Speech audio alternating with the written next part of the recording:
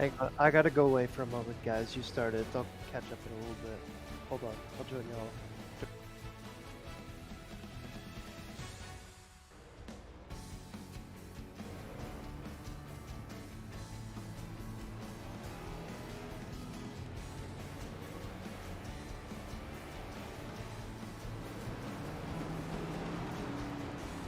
Live here from the South Boston Raceway.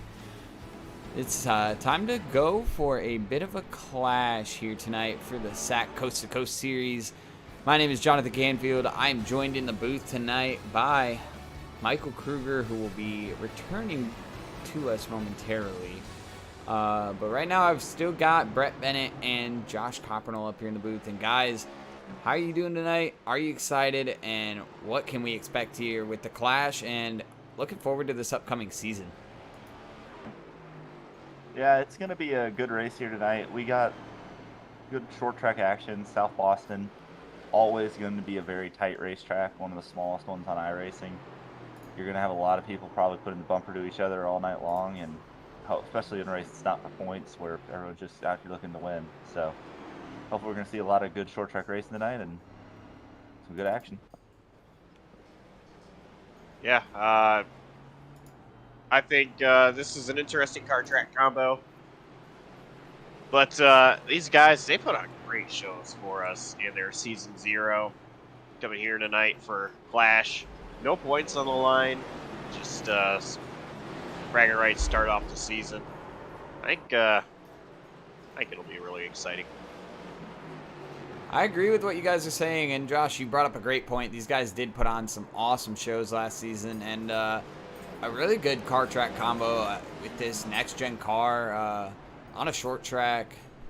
I mean, one of the shortest tracks I've seen the next-gen go to besides maybe a Martinsville, which is just a really tight track. But this is one of those wider-looking short tracks. I mean, you're not really going to see anybody go creeping out by the wall too much, and as I say that, it looks like that one car of, we'll get names here shortly. We're going to have to get names on all these drivers, but you see guys creeping out into different lines. Some guys running like the middle to the top. You see guys like Ellis Wells right now working the bottom actually.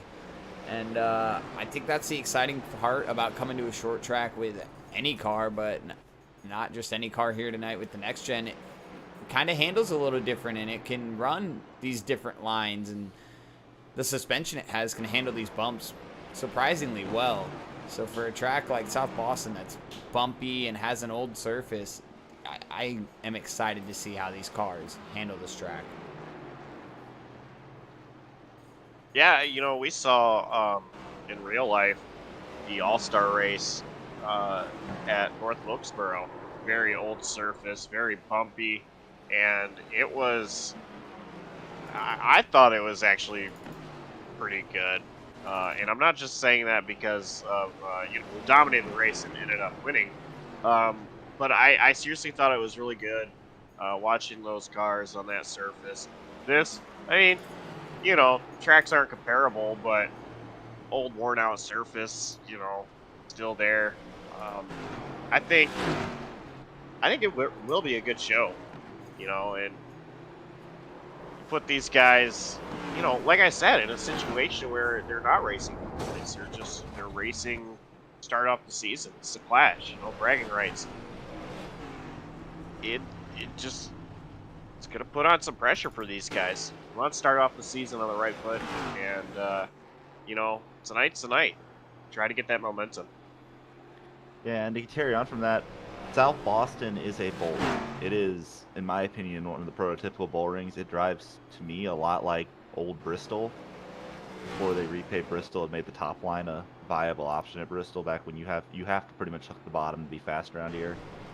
So you're going to see people trying to root each other off the bottom, trying to get to that line on the bottom under people all night long, and that's going to probably be what's going to determine this race is can you defend the bottom. And I mean, at the end, there's not much you can do when somebody's running you over, but these next-gen cars can take a bump pretty well, so you're going to see how people respond to maybe needing to use the bumper tonight to make moves. Well, and with a minute and a half to go here in the practice session, guys, I'm just going to pass it off to one of you, whoever wants to take it. go ahead, go over the format we're going to see here tonight for this Clash race. I know we've got some drivers already locked into the Clash, but we are going to have an open qualifier, and that's what this first session is for. And we're going to end up switching to a different session for the actual Clash itself. Yeah, so the way it's going to work tonight is we have based on last season, the race winners, the stage winners, pole winners, and anybody who ran more than 2/3 of the races in season 0 of the SAAC Cup Series is locked into the field for the club. There's a total of 23 drivers who are guaranteed entry. We will have a 60-lap open. Some of the people in this session right now for the open practicing, they will not be actually competing in the open. We'll look at clarification on who those drivers exactly are who are going to be in the open qualifier in a minute. But that race will be 60 laps. The winner is guaranteed a spot in the Clash, and the rest of the spots, if there is drivers who are locked in the Clash who don't show up, the remaining spots will be filled in order of finish of the open. Following that, we will have 2 heat races. One will set the inside row for the Clash. The other will set the outside row for the Clash. So 12 drivers in each heat, most likely. Followed by the actual Clash, which will be a 125 lap. I'm double checking to make sure I got the right number for you there. But yeah, that will be their format here tonight. So a couple different races and see what happens. As it looks like qualifying about to begin here for the open. Indeed, qualifying is going to begin for the open.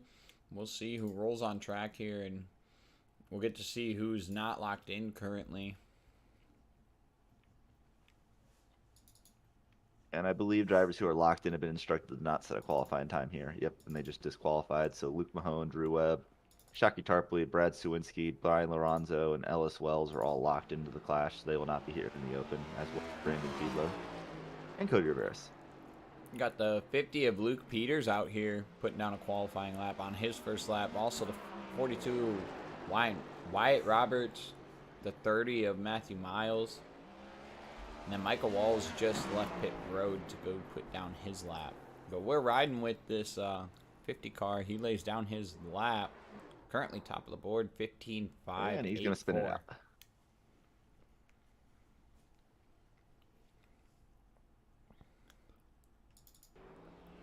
There's Michael Walls. Yeah, Michael Walls, saw him win Tuesday night here on JCTV in the Slide Job Racing Series. I believe that's his 3rd win in the last couple months here on JCTV. He's won twice in the Pits News Truck Series. I probably should have won one of those races, but let it slip away. But he's won both, I believe, at Homestead, Kansas, and ITPN, and this past weekend at the Nashville Super Speedway in the Slide Job Racing Series. Looking to keep it going, keep his momentum going here tonight as he makes his first, I believe, his first appearance in the Coast to Coast Cup Series. Indeed, that will be his first appearance, and he puts it P2 right now. Traver Burns looking like he put in his laps. He'll be in the 6th position. I don't see any other cars on track besides that 50 car. And those 6 are going to be our field here. The rest of the drivers in the session were all drivers who are locked into the Clash, so we'll have a 6-car field here for the open. So that qualifying is complete, as all of a sudden we've got a lot of sunlight on the South Boston Speedway here. Yeah, that was an interesting change in track time. As apparently someone hit the light switch and turned the sun on after qualifying. Yeah, I didn't even know you could set that setting in iRacing. That's actually kind of cool. I didn't know you could set it to change time of day completely from qualifying to the race. It's actually interesting. So our pole sitter will be Luke Peters, as he's yet to grid here. And you see the ticker on the left-hand side of the screen. It's going to be a little messed up tonight with all those drivers that we mentioned getting disqualified. They are locked into the race, so they will not be in this race. But the 6 drivers that are going to try and race their way in are going to be Luke Peters, Michael Walls, Wyatt Roberts, Matthew Miles, Alexander Schumacher, and Traver Burns. And that's actually your starting lineup for this 6-car open qualifier. Yeah, 60 laps. It's going to be a lot about managing tires. This track, you don't need a lot of cars to put on a really good show here. I've had a couple races in the modifieds here, running officials, that we had maybe 6 to 10 cars and battled the entire race for every spot. So I think we're going to still have a great show here. And I know Michael Wall's on the front row here. He's somebody who's always going to be aggressive, so going to have to watch out for that here as we get ready to go. We are getting ready to go. Lights are out on the pace car. Pace car will pull down to pit road this time. As mentioned, Luke Peters is going to be the one to lead him to green.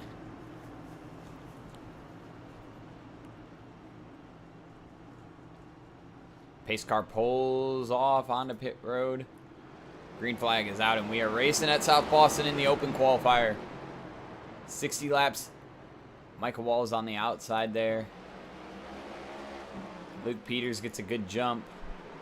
Michael Wall's battling. Good jump for with Wyatt the Roberts. 42. Michael Wall's going to be stuck on the outside here.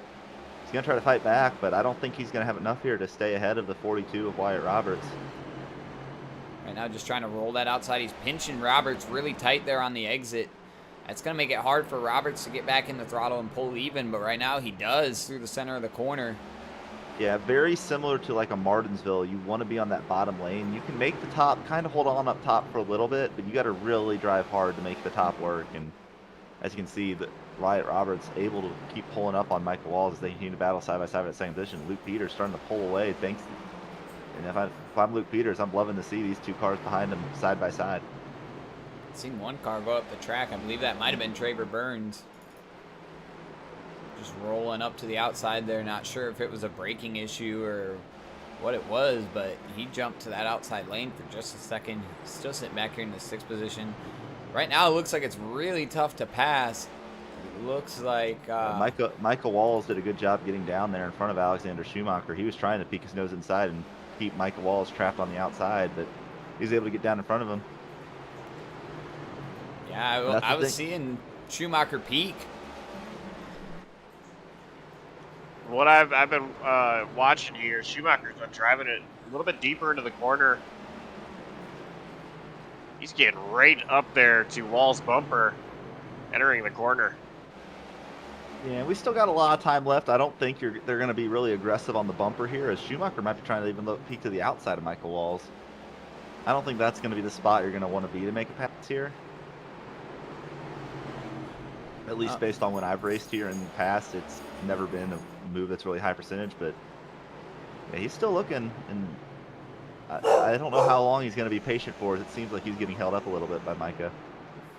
Could wonder if Alexander's trying to get a wider arc. Oh, he gets on Oh, the he bumper! bumps him as he spins him out. Well, right as I said that, Alexander Schumacher gets into the bumper of Michael Walls in the middle of 1 and 2 and spins him out, bringing out the first caution of the night. Yeah, and I don't think there was intent there. It looks like Schumacher just beat Walls back to the throttle and got in the back bumper, and around went to 17. Both cars able to get going. Don't think really anybody got any damage out of that. Just lost their track position and heated up those tires. Yeah, good thing with these next-gen cars, they're really durable, so I think both drivers are going to be okay for the rest of the race. Though they're going to have problems with their tires, though. That's going to make their tires a little angry, because looking here from the info, it looks like they don't have any tire sets to spare. So they're going to have to basically race the tire sets or the tires that they're racing on right now, pretty much to the end of the... Yeah, that is true. There is no tire changes in this open event. So those tires that they just heated up, and for people who don't know and maybe aren't that aware of how it's similar to real life, not exactly the same, but on iRacing, the two biggest factors that affect tires, there's tire wear and there's tire heat. In my opinion, heat actually matters a little more than wear. When you get the tires heated up, they just don't grip as well. Usually when you're sliding the tires more, they grip less. They also wear more. I mean, common sense, but when you spin a car out on iRacing, it heat cycles those tires a little bit, heats them up, and they just aren't going to have the same kind of life in them as they had before. And that is what they're going to have to take it easy for a few laps and try to calm those tires back down here before we get back going green. And As hopefully, once we get back going, they'll be able to keep rolling in this race. But in the day, it's just a short race. They're really going to want to be patient on We just had to choose there. Lights are out on the pace car. Looks like Draper Burns going to take the chance, go up to the front row here. Michael Wall's going to follow him up there after just being involved in that incident. Pace car's down pit road. We are back green. Good launch for the 50 of Luke Peters. Michael Walls already hops to the bottom almost immediately, and he's going to put himself on the bottom, leaving Draper Burns hung out there on the top as Walls, after getting spun out, is back up to second here. Yeah, he got kind of lucky on that restart. It looked like whoever was second in line on the bottom just did not get a great launch. White Roberts did not get a great launch, and that allowed Michael Walls to slide down in front of him and get past Draper Burns in the second position.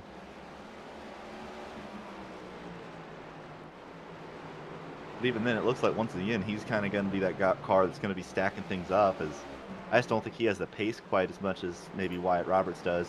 Meanwhile, behind them, Matthew Miles and Draper Burns still side by side, and Alexander Schumacher behind both of them.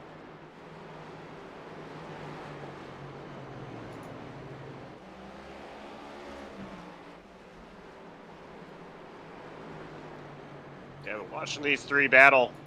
Miles, Burns, Schumacher. Schumacher underneath Burns, trying to make the position. Burns driving it deep into the corner. He's going to stay ahead of Schumacher.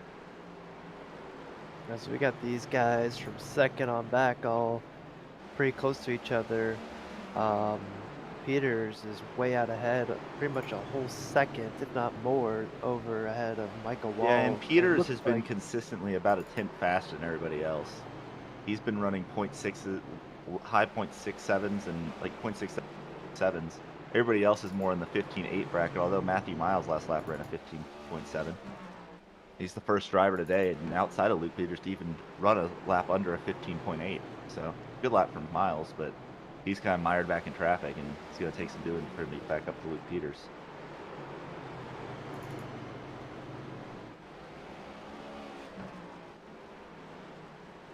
Battle's really going to be for second on back, and even now Walls kind of separates himself from Roberts. Roberts looking like he's just not got the pace that some of these guys have right now.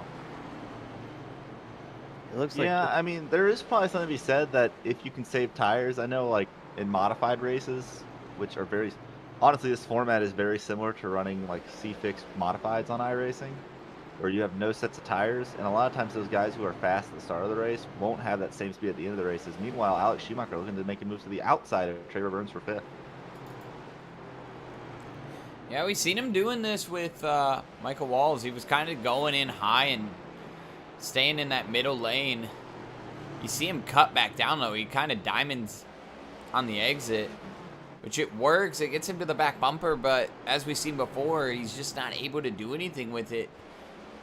And when he tried to use the bumper before, I just think it was wrong place, wrong time right there on the exit of the corner, and he was not set up in the right spot. With these next-gen cars, the curved bumper, you just got to hit somebody square to get him moved out of the way. You can't get on the left rear or the right rear. You're just going to spin him out. And in general, you're going to want to move them on the entry. If you move them on exit, it's just going to lead to spins, or they're going to be able to keep it straight. Meanwhile, Matthew Miles is also right on the back bumper of Wyatt Roberts. I think he's one of the fastest cars out here right now. Luke Peters, by the way, lap time starting to fall off a little bit back towards the rest of the field, but still running decently faster. His lead out to 2 seconds now. I think to keep. Sorry. I was thinking that Matthew Miles is. Looks like he's getting a little impatient, possibly getting stuck behind Wyatt Roberts, as it looked like for the past few laps, he's been able to get right up to his bumper in the middle of the corner, but he just loses it on exits. It looks like maybe getting a I little can go ahead and say, like, and I know you've been there, Mikey, when you're stuck behind somebody who you think you are faster than, and they are not moving out of your way, it gets more and more frustrating every lap you have to fall on the rear bumper. Oh, as it looks like Burns got loose there, and Schumacher's going to go around the outside and clear him for P5. Yeah, Burns has been struggling a little bit here today.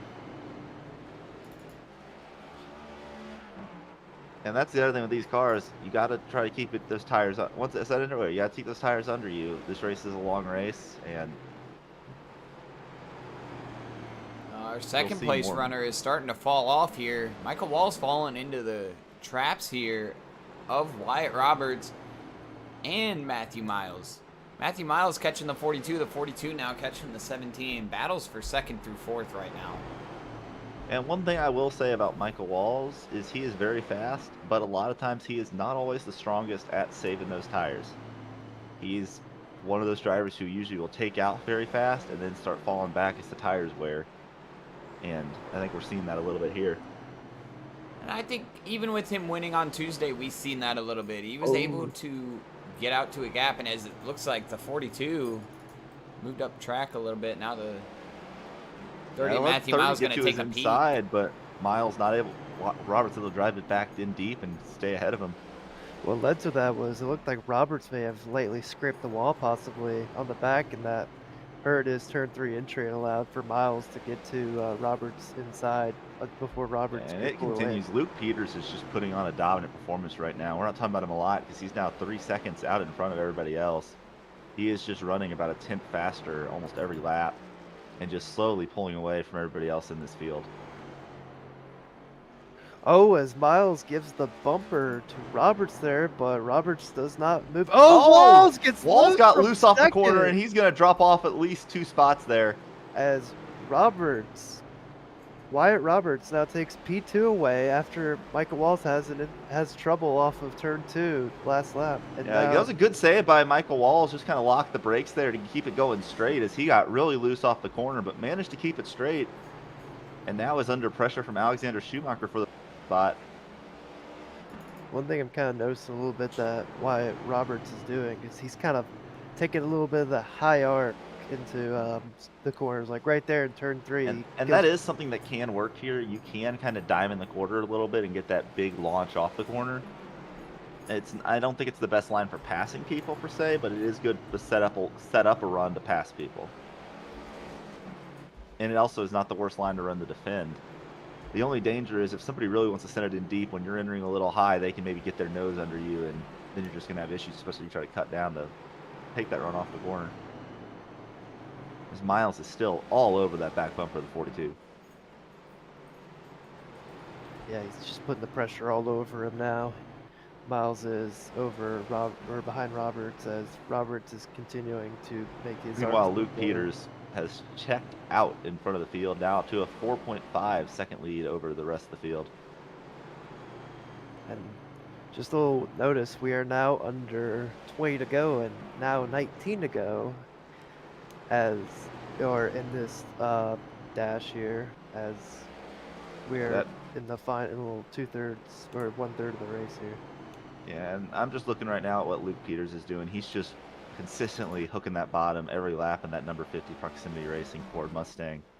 And it is impressive the performance he is putting on right here. It's going to be, I think he's going to be a threat to win when we get to our main events here tonight. Just based on what he's doing right now.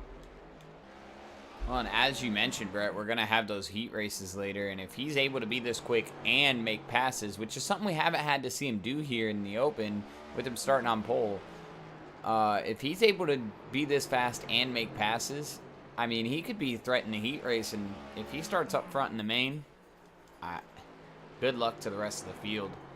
Right now, just putting it on cruise control. He grabs a little bit of apron right there and gets it loose and knocks the wall down a little bit on exit. So the small mistakes, he could give back a little bit of time, but it doesn't look like it's hurting him at all. Yeah, he may have gone loose and touched the apron. He was still 2/10 faster than everybody else on track last lap. I think I'm kind of noticing Matthew Miles is doing. It looks like he's sending it deeper on entry and is starting to gain a bit, but he kind of loses on exits as he gains Yeah, I think right he might be starting to there, he's trying to get to that rear bumper. Yeah, like he's making some great ground on I think he entry. sped up a following Wyatt Roberts is trying to get to that rear bumper, maybe root him off that bottom. Yeah, I think so too. Especially now with only 13 laps to go. As he makes And up every so spot much. matters. Like, it could be that we have 22 people show up for that main event, and then that same spot could be beginning of the major as he's almost. right on that rear bumper of the 42. Yeah, here comes. And if I'm Luke Peters, I don't want to see this. I do not want to see a caution as he's on the bumper, but doesn't quite move him there.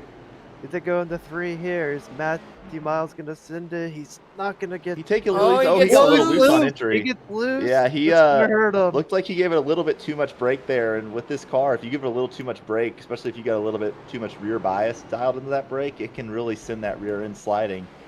It looked like in 1 and 2 there, Roberts got a little bit loose on entry there, and that allowed Miles to kind of gain a little bit of the ground he lost back, but he still got a little bit to gain. With Yeah, 10 but I laps think to I go. think Miles is definitely a little faster than Roberts right now. But there's a big difference between being faster than somebody and passing them. Well, at a short track, to be able to pass them, sometimes you got to go through them. So we're going to see if this spot means that much to this 30 car. As we now got 9 to go, Luke Peters continues to be on cruise control, now out to a 6.5-second lead over the rest of the field. Yeah, he's sending it lower into the corners as Roberts is taking a higher line on Yeah, entry. he's right on the back of Wyatt Roberts once there. again. Guys, I think we're getting ready to see one of those short track moves here. As the laps tick off, the patience just gets thinner and thinner.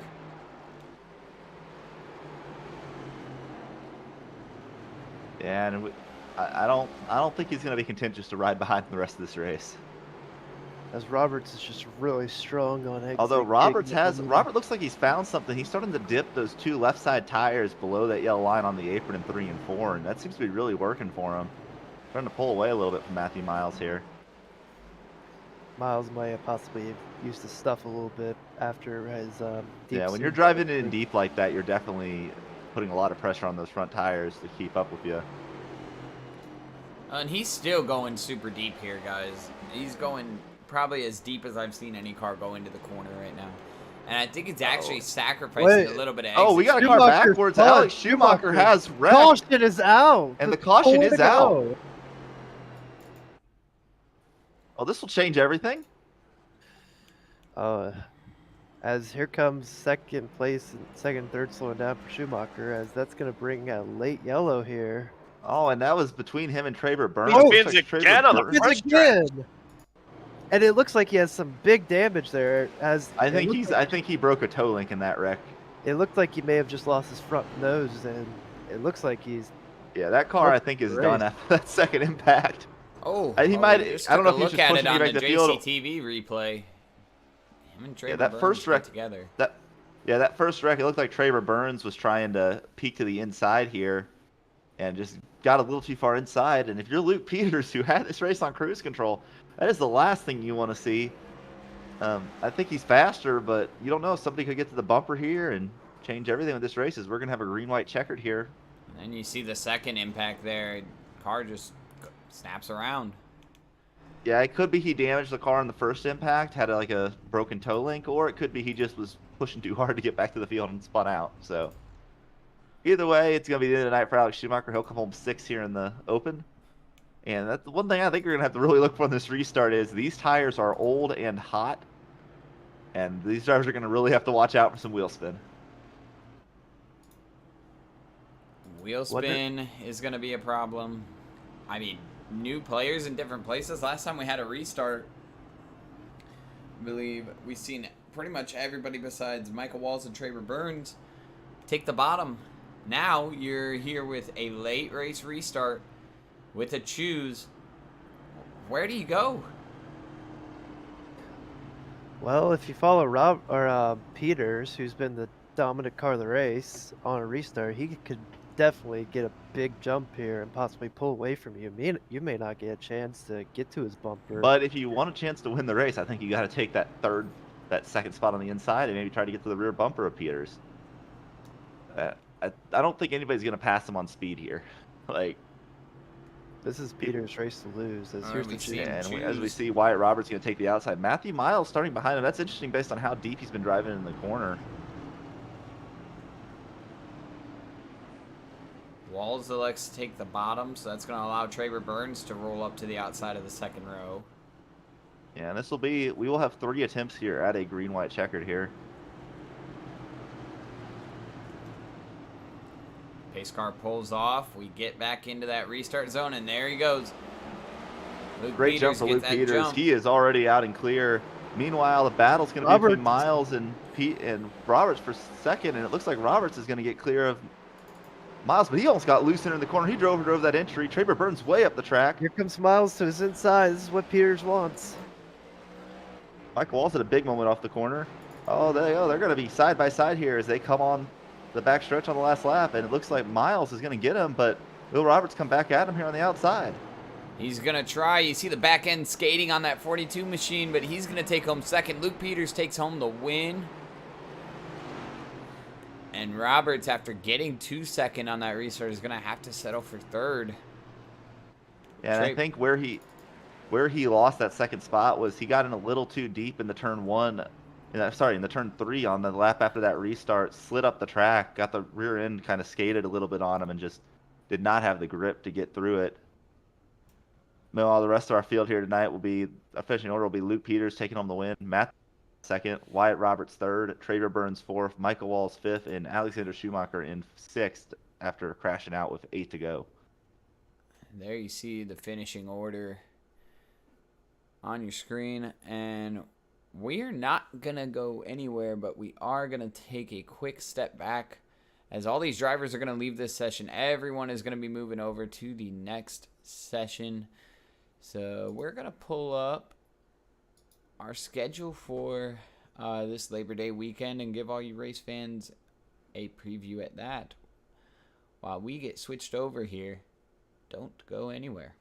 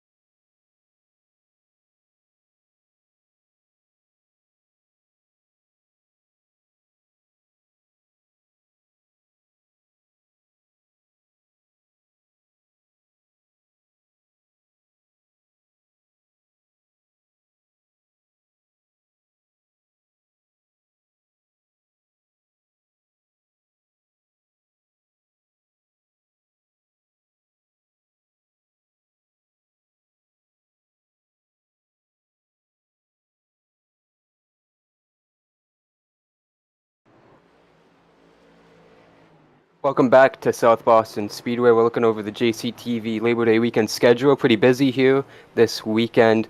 Coast to coast clash, of course, going on right now. Excited to see the main event of this coming up shortly after the heat races. But guys, tomorrow night going to be the championship race for the DI9 Designs NAOR Series Season 13. Concludes at Las Vegas tomorrow with Pacey Wygant and Jonathan Parker going for the championship race. Yeah, that's gonna be an interesting show tomorrow night. We got that series has been an interesting battle all year, but Pacey Wygant and Jonathan Parker have, in my opinion, very clearly been the class of the field all season long. And I'm glad to see that those are the two drivers going for the championship in there. Vegas is always an interesting track to run in the Xfinity car. It's really challenging in the Xfinity car. It's going to be really interesting to see what happens. It's a Gen 6 league. I am stupid. The Gen 6, because it was Xfinity last season when I ran it. That's what I was thinking of. In the Gen 6 car still, it's also a challenge at Vegas, although a little bit more draft reliant with that 550 package that's on it. Still, it'll be really interesting to see what happens between Parker and Wygant. I think you've got the two drivers most deserving, battling for the championship in that one. Jonathan Parker and Pacey Wygant, they both have had an incredible season, and I think they're going to give us an incredible show tomorrow night. Of course, Josh is going to be a part of that broadcast tomorrow night along with Jonathan, so that should be a fun one to watch, see it conclude. And Josh, you and I are going to be part of this one Saturday special broadcast for the last off weekend of the Blazer Sim Racing regular season before the playoffs begin next week. Going to be the Cadillacs at Talladega for 47 laps. Spooky Games 125. Anything quick to say about that with a special car combo there? I'd say it's going to be fun. Looking forward to that one. It's an event that I tried to put on before when we had the Super Speedway series. Didn't quite work out. Made some changes to the setup. I think it's gonna be great. Really looking forward to that one. And I'm telling you, tune into that one. No points on line. And drivers are gonna go at it. Want that win. And don't be scared that it's Cadillacs. It's still gonna drive a lot like these NASCAR stock cars that you see. A lot of pack racing. It'll be even more pack racing than we get with the stock cars. It's going to be a lot of fun. Especially the uniqueness that these cars are meant for road course racing and clearly not for super speedway racing, and the unique dynamic of it and how they would race, especially like the speeds they can reach, even though they're really just road course cars. Yeah, and then wrapping up the weekend once the week is back in full swing, Tuesday night, 8:45 p.m. Eastern. We only have 3 races remaining in the Slide Jawb Racing League regular season. Mikey, Brett, you will both be in that race, along with you, Jonathan. So it's going to be a lot of tension for these guys up in the booth out on the racetrack at the Daytona Road Course. Different venue for the Slide Jawb Racing League this season. Oh yes, it's very fascinating that Cheryl decided to take their trip to the Daytona Road Course. Especially the NASCAR version too, I believe. Like with it's the IMSA version, so no front stretch chicane. Oh boy, that makes things a lot more interesting. The good version. They didn't ruin the track, so that's a good thing. That's a lot more interesting then, because you're gonna have to brake way earlier for turn 1, given how fast you're gonna be going. After you exit the bus stop chicane, and you're going to go all around 3 and 4 and the front stretch, and then you're going to have to take a very heavy braking zone and basically slow way down to make the corner to not overdrive it, and then just the uniqueness of the course of how it's usually meant for IMSA racing and not for stock cars, except for in 2020 and 2021 when all 3 series raced there, and unfortunately they don't anymore. I'm gonna put some pressure on Mikey because as the team manager of Circumference Ultimate Motorsports, we are I fully expect Mikey to pick up our second win of the season at Daytona, and I'm gonna be disappointed if he doesn't. So I'm just gonna put that pressure on you, Mikey. That's fair. I mean, I'm just gonna have to put in a good bit of work this week and on the weekend and leading up to it, and leading up to the race to make sure I'm at a winning pace to compete for it at the Daytona road course, especially in the Xfinity cars. They're not like the trucks; they drive much different, and it's gonna be fascinating to do it. Well, it's going to Oh, be fun to see, guys. We're going to have a lot more to talk about with that upcoming nights here on JCTV. Of course, that's Tuesday night, the Daytona Road Course. We got Cadillac Saturday, and the DI9 Designs NAOR Series Championship tomorrow night, all right here on JCTV. And now, you guys, I'm not quite sure who, maybe all three of you are going to take the reins in interviewing the man who just won that open race we saw a couple moments ago, Luke Peters and the 50 car. I can go ahead and take care of that. Luke Peters, this is Brett Bennett up here in the JCTV booth. You got a copy? Yeah, I got you. That was an impressive run in the open event. Really looked like you had no challenges out there and continue to just put up consistent times. And right now, fastest in practice for the heats here. How are you able to be that consistent and smooth that entire race? I'm not really sure. I just able to figure out the track and pretty quickly. And just make sure I stay consistent the whole race and not make it too many mistakes, really. It was an impressive run. You looked like you kind of had that race on cruise control. What were your thoughts there with that late race caution and having to restart? You ended up getting a good restart and pulling away, but were able to hold on there. But what were your thoughts on that?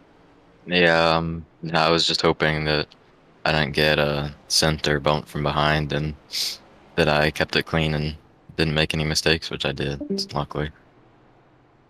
And going forward, you got any plans for this main event? What you're going to need to do in the heat and the feature to try to get it done as you go for the clean sweep of every event here tonight? Yeah, hopefully just do the same thing I did in the open, and if I'm able to get pole, I think I can hopefully keep the lead, and yeah. No. Well, best of luck to you tonight, and we'll hopefully be talking to you again post-race. Thank you. That's Luke Peters, driver of the number 50.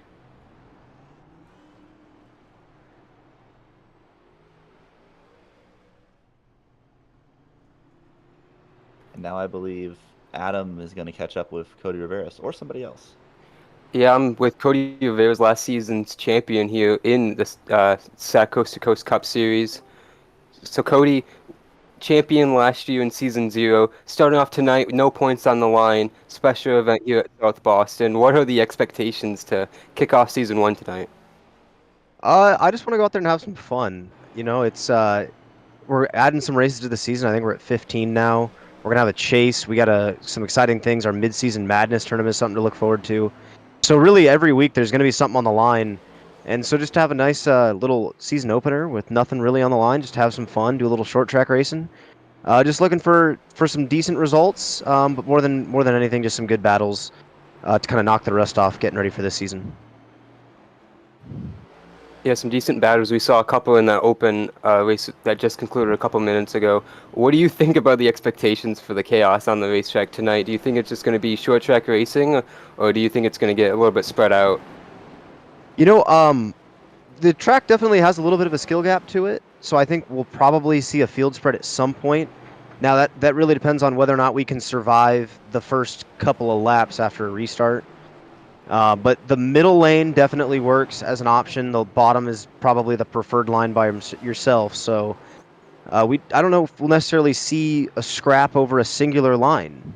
So hopefully guys can race a little bit, and that'll kind of keep the caution limit down. One thing different to SAAC tonight that's debuting is the choose cone. So how did that look in that open? It looked pretty nice. Watching all those restarts, I think it's going to be very crucial to this race tonight. Yeah, you know, it was definitely something we wanted to implement this year. We were thinking about doing it last year, but as it was just an exploratory season, really, we decided to kind of keep it simple. But you know, we have a drivers meeting. We have a little graphic showing everyone what the actual choose zone is and where they need to drive. And in the open, they handled it pretty well. But that was only 6 cars. We're gonna have some more cars on track for this, but you know everyone's got at least a couple of brain cells between their ears, and I think we'll be able to figure it out and kind of give more autonomy to the drivers. All right, Cody. Absolutely. I think it's going to be pretty crucial to the late stages of this race, especially if we get a couple restarts, like we kind of saw in that open race. Thanks for your time. Good luck. Catch up with you again next week. Sounds If good, not man. after Thank the you. race tonight. Thank you. Thank you. You guys have a good one and enjoy the race.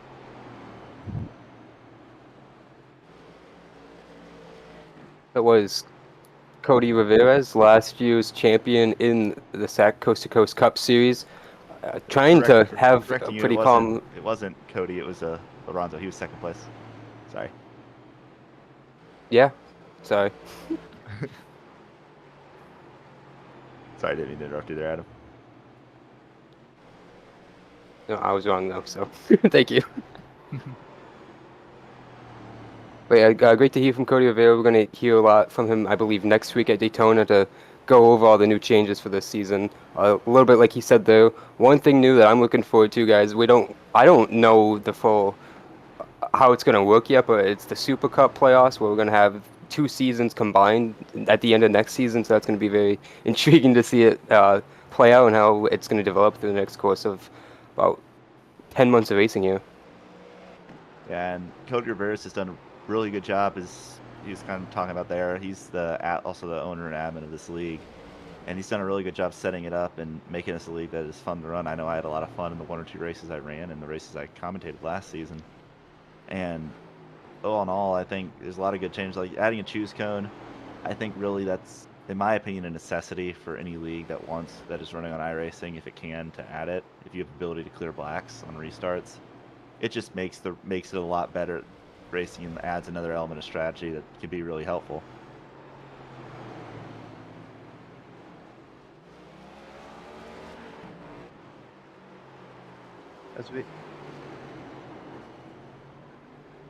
As we approach under 2 minutes and 30 seconds of practice here at Sobo for the next event here, a very familiar pace is at the top of the speed charts, as maybe it perhaps shows an indication of maybe what to expect for this event once again.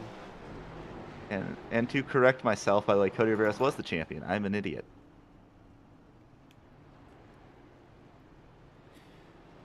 I'm just glad we're clearing all this up on week 0 here, guys.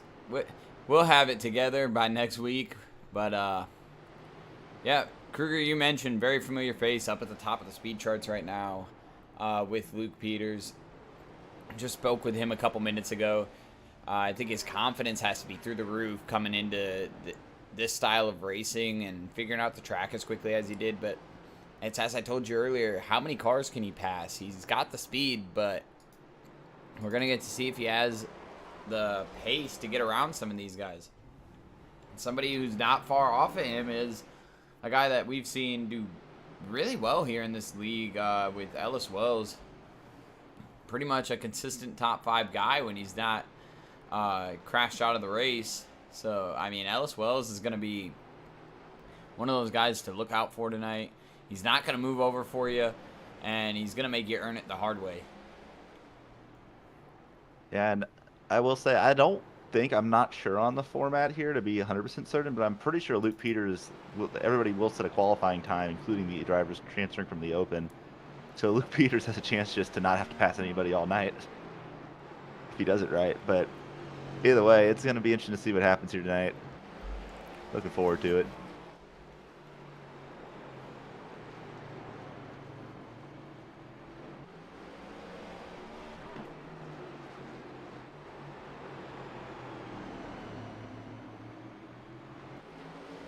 As we come down towards the end of practice, guys, I'll ask, who do you have your eye on the most besides the 2 that we've already talked about that are both at the top of the speed charts? Who else throughout this field has your eye right now? It looks like they've got great speed. I got to take the 1/77 of Brian Lorenzo. I believe he's the one in sim. I think they had it updated the league page, so he'll probably show up as the 77 on our ticker. But last season he was really fast, and really he had some issues towards the end of the season, had some internet issues too that really hurt him at the end of the year as he was batting for that championship. And I haven't seen him blinking so far. Hopefully that stays to be the case. And I think he's going to be a contender all season long here in the SAAC Coast to Coast Cup Series. I think he'll start tonight with a strong run. Qualifying session starts. First car appears to be out on track is that 36 Cody Rivera's, who we just talked to. He's putting down his first timed lap here. Yeah, that good-looking aero chrome paint scheme, kind of reminiscent of the McLaren Formula One cars. Sits down at 15.8 running the top side of the racetrack. Now he's going to dip down to the bottom. Already see a familiar face at the top of the board in Luke Peters. Sitting down at 15.5, 5.8. He takes the top spot right now. Cody Rivera does improve to second fastest with a 15.747. And if the field wasn't already on notice after the Open, they're on notice now. Luke Peters is almost 2/10 faster than the second fastest qualifying time at the moment. Brian Lorenzo is going to slot himself in third, 15.758.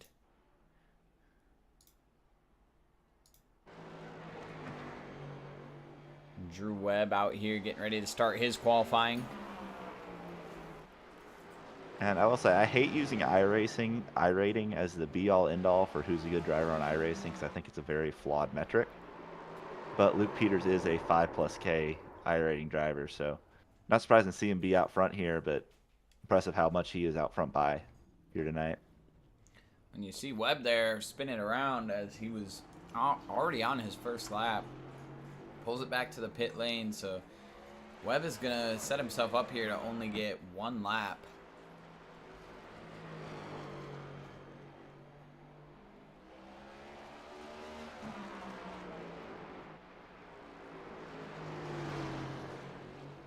Yeah, he's running one lap. He doesn't look like it as he's running the top there on the first lap, but maybe.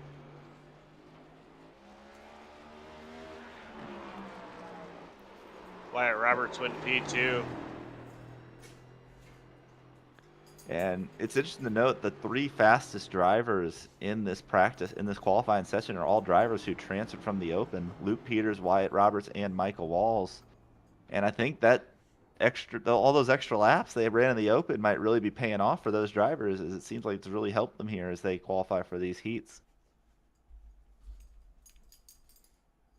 Right now, no other cars out there taking time. We still have two left to qualify, one of them being Ellis Wells and the other being Brady Floyd. Oh, is they're going to advance the session here, so that's it. We roll into our heat races here. And because iRacing is iRacing, it appears we're going to have only one heat. So it's going to be one heat to decide the starting order of this race. Yeah, it appears iRacing has decided to do iRacing things and consolidate to one heat instead of two, which I'm sure is probably not how they wanted it to set up, but iRacing does that sometimes.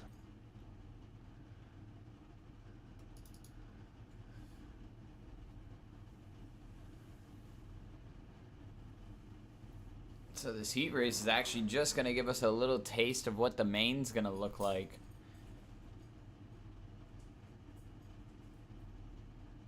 Yeah, I'm going to have a short little preview here and set the starting lineup for the main. I think we're going to see drivers be really aggressive here. Only 30 laps here. And really, if you wreck out, no penalty except starting at the back of the 125-lap feature. So no real reason to not be aggressive here.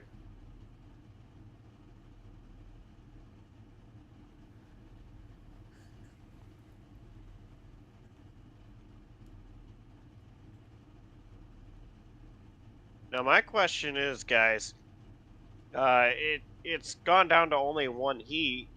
We do 30 laps and move on to the feature. This is still saying 12 transfer to the feature, so even though we've got 14 here, are we gonna cut 2 and go to the feature? Yeah, well, it's 16 actually, just Wells and Floyd didn't record a qualifying time, but I don't think so. iRacing is really dumb the way it does this sometimes, but I think we're gonna have 2016 through the feature. But you never know. It should be iRacing, as I 16 to said, the feature, based on how many can come from, let's say, a consolation, or how many they set to be able to start the feature. Which I don't yeah, think and there is any consolation races in the, or when I say consolation, I'm talking last chance qualifier in the session. And if yeah, I think they have there it set for is- all 16 to qualify. I believe all 16 will. iRacing doesn't always update the number of transfers. And I will say for the admins, this is not an admin issue. Heat sessions on iRacing are notoriously finicky to set up. They have a tendency to have just little things that, even though you think it's going to act one way, it just decides to act completely differently. So, Pace car is going to pull in here. Familiar face up front. Luke Peters going to lead him to the green. Oh, Roberts we're gets a green good restart that time. yeah, great launch there for the 42, but he's stuck on that outside lane. He's going to try to run off the corner, but looks like it's going to be Luke Peters pulling in the lead here early.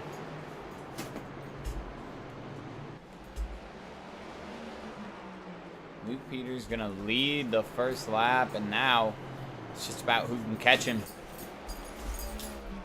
Yeah, no, we got a bunch of contact further back in the field. Looked like they all kept it straight, but the 39, I think it was that, yeah, the 39 of Brandon Fiedler was sideways off the corner, looked like off the front bumper of somebody. They all kept it straight, though, and we're still going, so. Luke Peters already starting to pull away out in the lead. Wyatt Roberts, Michael Walls, Cody Rivera, and Brian Lorenzo make up the rest of the top 5 right now. No contact between Walls and Rivera. That was a good job by Walls keeping it together, but meanwhile, he's about to be almost looks like he was going to be 3 wide there for a second.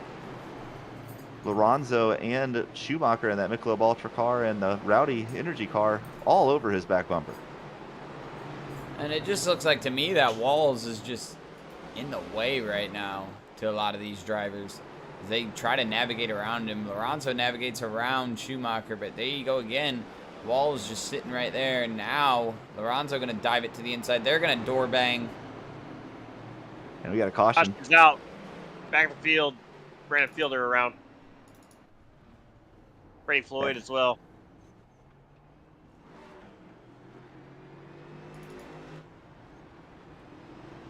Floyd looks like he's got the most damage out of that incident. A little bit of damage to the left front for Brandon Fielder.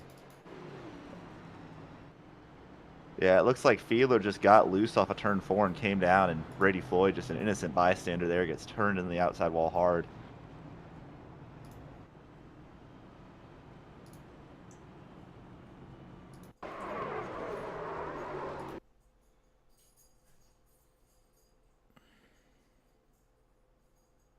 So we will reset here and get ready to go again.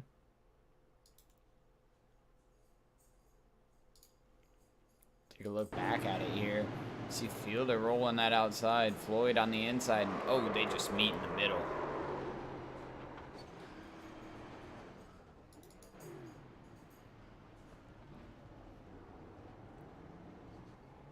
Yeah, and I think that was just, Fiedler got a little loose off the corner there, and that was that car to the inside. He was way up the track in the middle, too, so maybe just wasn't expecting it to break loose like it did off the corner. And around he went.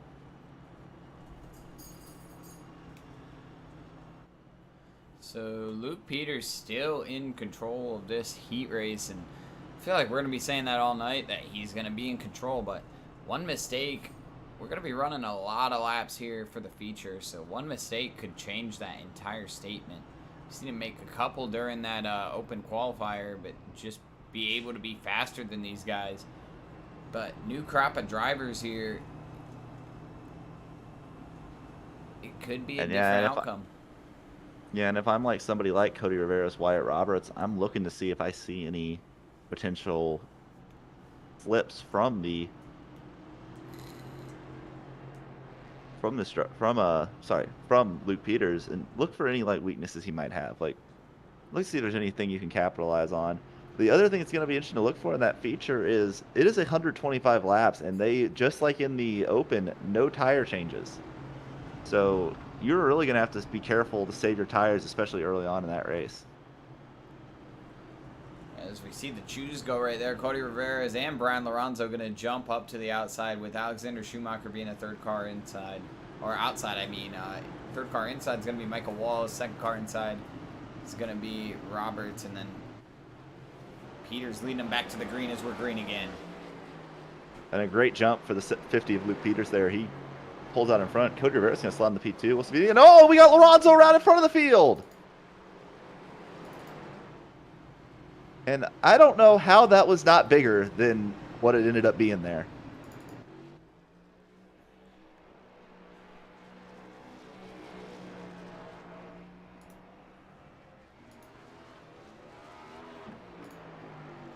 Great job of driving by the field there to not pile everybody up. See it right here coming into the restart zone. You get going. Lorenzo is almost clear of that 42.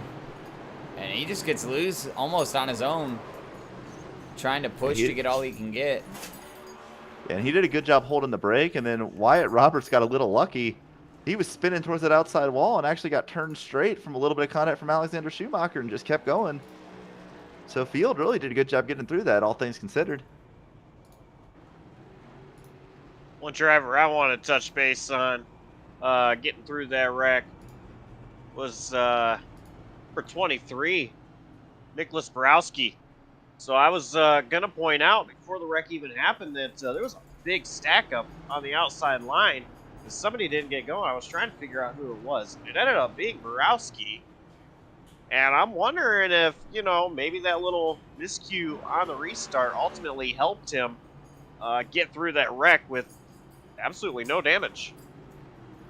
So what I'm guessing Borowski did there, and this is as somebody who did it earlier today in C-Fix at Darlington, is I think he was in the wrong gear and did not launch as well because he was up a gear. And it's a good job by the drivers behind him not running him over there, and I did think it paid off. And if I'm remembering right, correct me if I'm wrong, but I believe it was Nicholas Borowski last year who did something we have never seen before on iRacing before or since, which is doing a clean flip of the car under green. Or no, I think that was Christopher Robinson, now that I'm thinking about it more clearly. But as I remember last year in the SAAC Coast to Coast Cup Series, we had a car at Homestead flip on the front stretch and just keep driving like nothing had happened. So that's what I don't know why Borowski may think of that, but that's where we were.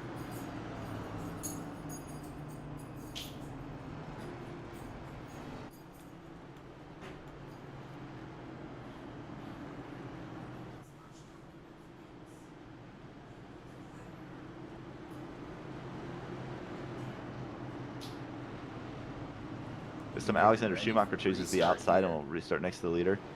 As the green flag back out. Again, Peters getting that launch, but you see Schumacher, he got a good launch too. He's going to clear to the inside right in front of Cody Rivera's. Cody Rivera's not going to wait. He's going to roll the outside. Schumacher misses the corner. They both go wide. They're going to be side by side for second as the field is in a frenzy behind them.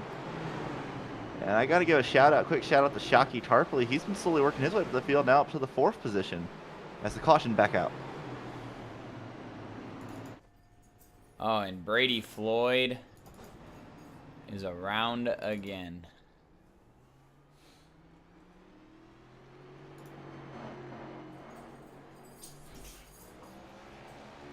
Yeah, Brady Floyd having one of those races where he is the ball and other drivers are the bat. Looks like they're possibly that Brad Sawinski in the 28 just washed up the track a little bit into him. Yeah, looking at the replay, actually I'd say it's probably 50-50. Floyd came down a little bit as Sawinski washed up a little bit. They kind of met in the middle. And around went the 20 of Brady Floyd. And Lorenzo right in the middle of that again. It's going to happen when you get rolled to the back for one incident. Lorenzo self-spin and now back there in the back. Just getting caught up in all kinds of incidents.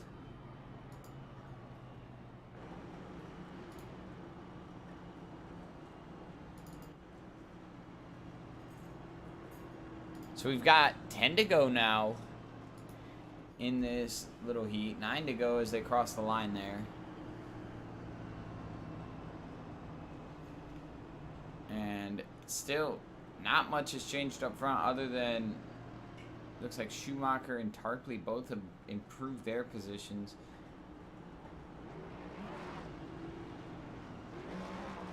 Yeah, another driver's done a good job working his way through the field. Ellis Wells did not record a qualifying time, had to start back in the 15th position. He's worked his way up to 8.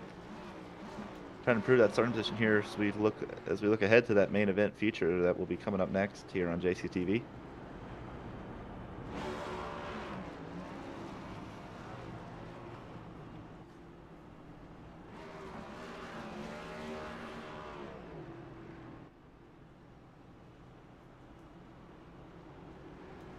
Something I'm noticing, I'm hearing Peters, I believe that is. He's revving the engine real loud. You think, guys, you think that's an attempt to maybe burn off some more fuel, make the car a little lighter here towards the end of this race? Yeah, that's probably exactly what he's doing. I don't think that's worth much, to be honest with you. These next gens are not super weight sensitive. I mean, there's a little bit of an effect of the fuel, obviously. More weight in the back, it kind of changes the bounce of the race car more than anything. But speed-wise, I don't think you see a huge difference between being on full fuel and being on a light fuel load. So, I mean, it might be helpful for him. Just depends on the driver, too. So, We get ready to go back green. Fields in the hand to Luke Peters, and he launches there. 36 of Rivera's looks like he's going to be able to clear, but he doesn't want to clear. He wants to get to that back bumper of the 50. and Rivera's almost looks like he's kind of found something rolling that outside as he's able to roll right up on the 50 there in the middle of the corner.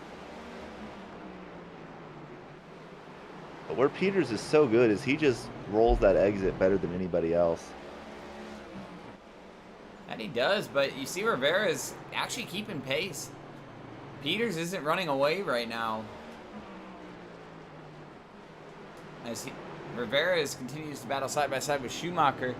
Remember, every position counts here. That's where you're going to start in the main. So Rivera's being stuck on that outside right now. You see him rolling way wide, trying to build that run off the corner. And oh, we got another spin at the back.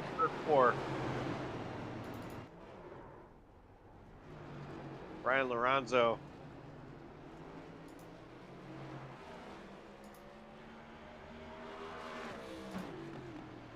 Brian Lorenzo and Brad Sawinski got together there, and that will give us a green-white checker here in heat number 1.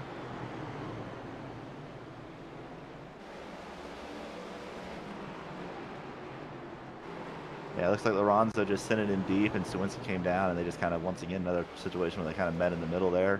Oh, looking at the replay, though, Floyd had a moment, too, just before Lorenzo made contact with Sawinski. So, I mean, Floyd spins it down to the inside, and he doesn't get involved in this. That actually saves him from going a lap down. Yeah, you are correct on that. He definitely went for another spin. Lorenzo, Floyd, and Sawinski all having kind of days to forget here in the heat, but that's the good thing about having about this not being the main event is you can have a bad race here and you can go out and win that main event if you can improve a little bit, find a little more pace. So we are going to get in a green-white checkered here, and we seen Rivera's take that outside on the last restart, and almost made it work until Schumacher got to his inside. And I think where Rivera's is going to have to make a move, and where last restart, he really rolled the top really well in 1 and 2 on the restart, getting up to speed, and then was able to be almost on that back bumper of the 50 entering turn 3. And I think if he's going to make a move on the 50, that's what he's going to have to do. It's really going to depend where Alexander Schumacher chooses to restart here. And just real quick, how about that 68?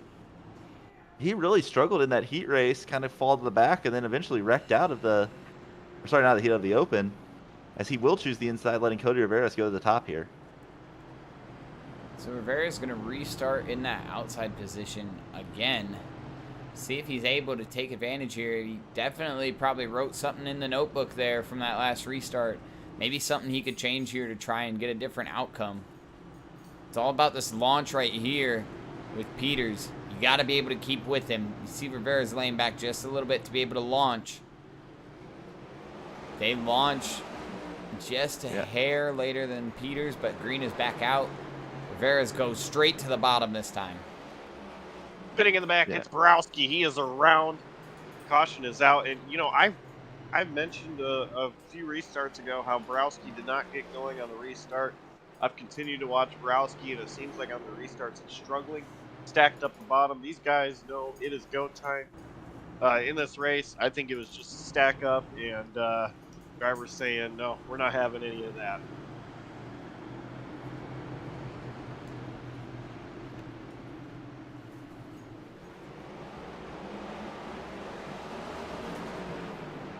And you know what? So I just went into the onboard of Nicholas Borowski, and he appears to be so. Actually, I'm looking through the field. We actually have a variation between drivers. About half the drivers restarting in first gear, and a few restarting in second. Borowski is in first gear, so I'm wondering if he's just feeling like his tires are spinning and isn't getting good launches because of that.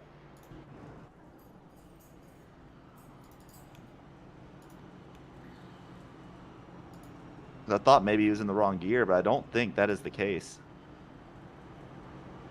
Well, the replay we just looked at, you've seen the field stack up in front of Borowski, and really, he's probably on the brakes, not ready to go, and by the time he gets to the throttle, Brett, you know how that is for us when the field stacks up like that. We've had conversations about it for other leagues where it happens, and I think it just makes a driver late to the throttle on a restart, and I think that's what happened there. The 5 of Luke Mahone was waiting to pounce there on that restart because he didn't stack up right behind Borowski, but Borowski stacked up to the car in front of him, and when he finally seen the car go in front of him from playing catch up to those cars, he just wasn't ready to get on the throttle.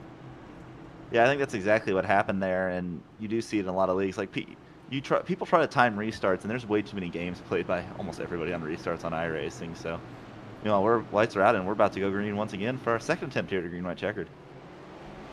Big launch out of the 50 that time. Cody Rivera's was not ready. That's going to allow Schumacher to get to his inside.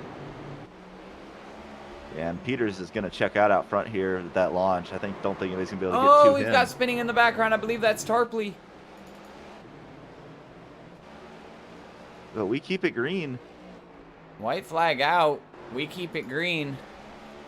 Tarpley going to drop all the way to the back. He's going to be scored 15th. Looks like he's sliding. He's going to get dropped to the back here. Oh, and he collects. He gets hit. Yeah, that's not what he wanted to do headed in the feature. He will come home back in the. We'll get the final results as they cross the line. Luke Peters wins, followed by Schumacher, Walls, Wells, and Wyatt Roberts. Cody Rivera goes from 3rd to 14th there. Just looks like he drove it in too hard in the last corner.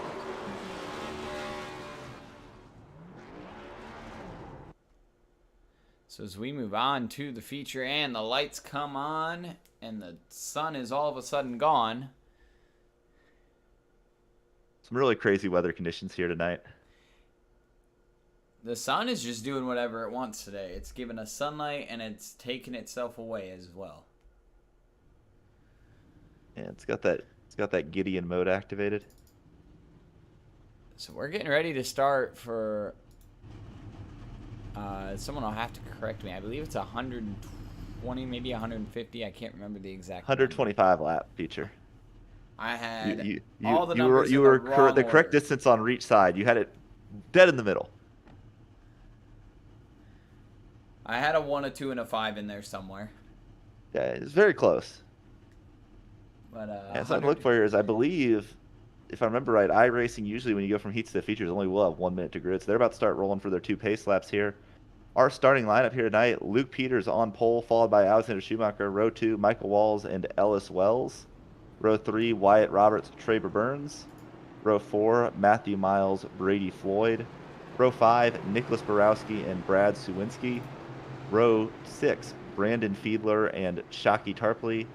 Row 7, Luke Mahone and Cody Riveras, and Brian Lorenzo will round out the field. Our championship winner and our championship runner-up starting shotgun on the field here in 14th and 15th position. Now, Brett, real quick, I do want to point out, for the math nerds out there, you said dead in the middle when he said between 120 and 150. 125 is not in the dead in the middle. of those two numbers. I have a degree in math, so I'm just going to say it is. But no. Algebra is the only subject I passed in high school. Anyway, we're coming to the green, Canfield. Take it away. We are coming to the green. Lights are out on that pace car. The field's going to be in the hand of Luke Peters. Alex Schumacher going to be starting on the outside. Michael Walls got himself to third there. Oh, the lights came back on. The lights were out for a second, but the lights have come back on. You know, so they wanted to give themselves another lap of pace here. Now the lights are out again. So, Yeah, and it looks like the field wasn't quite ready there for the green, so. Michael Walls worked his way up to third there in that heat race. Ellis Wells also, Brett, you touched on him, or somebody touched on him. I can't remember who it was. But he's up to fourth. He's going to start fourth.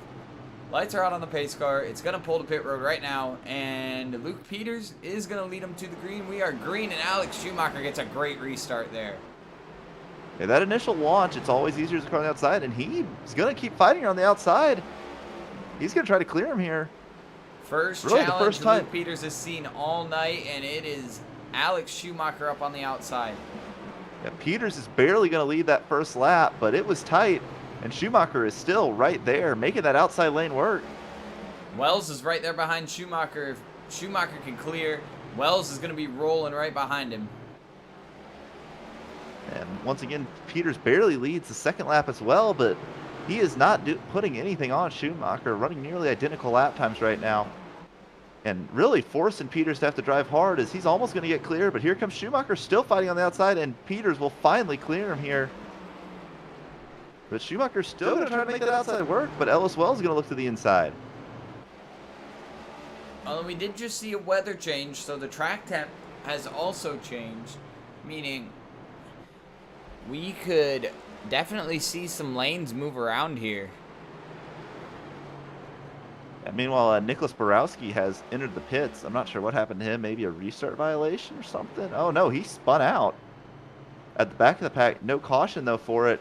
Big contact to the inside wall. That car is probably killed. So probably the end of the night for Nicholas Borowski. He is rolling out of the pits right now, so he has got him back going. Meanwhile, Luke Peters starting to pull away a little bit.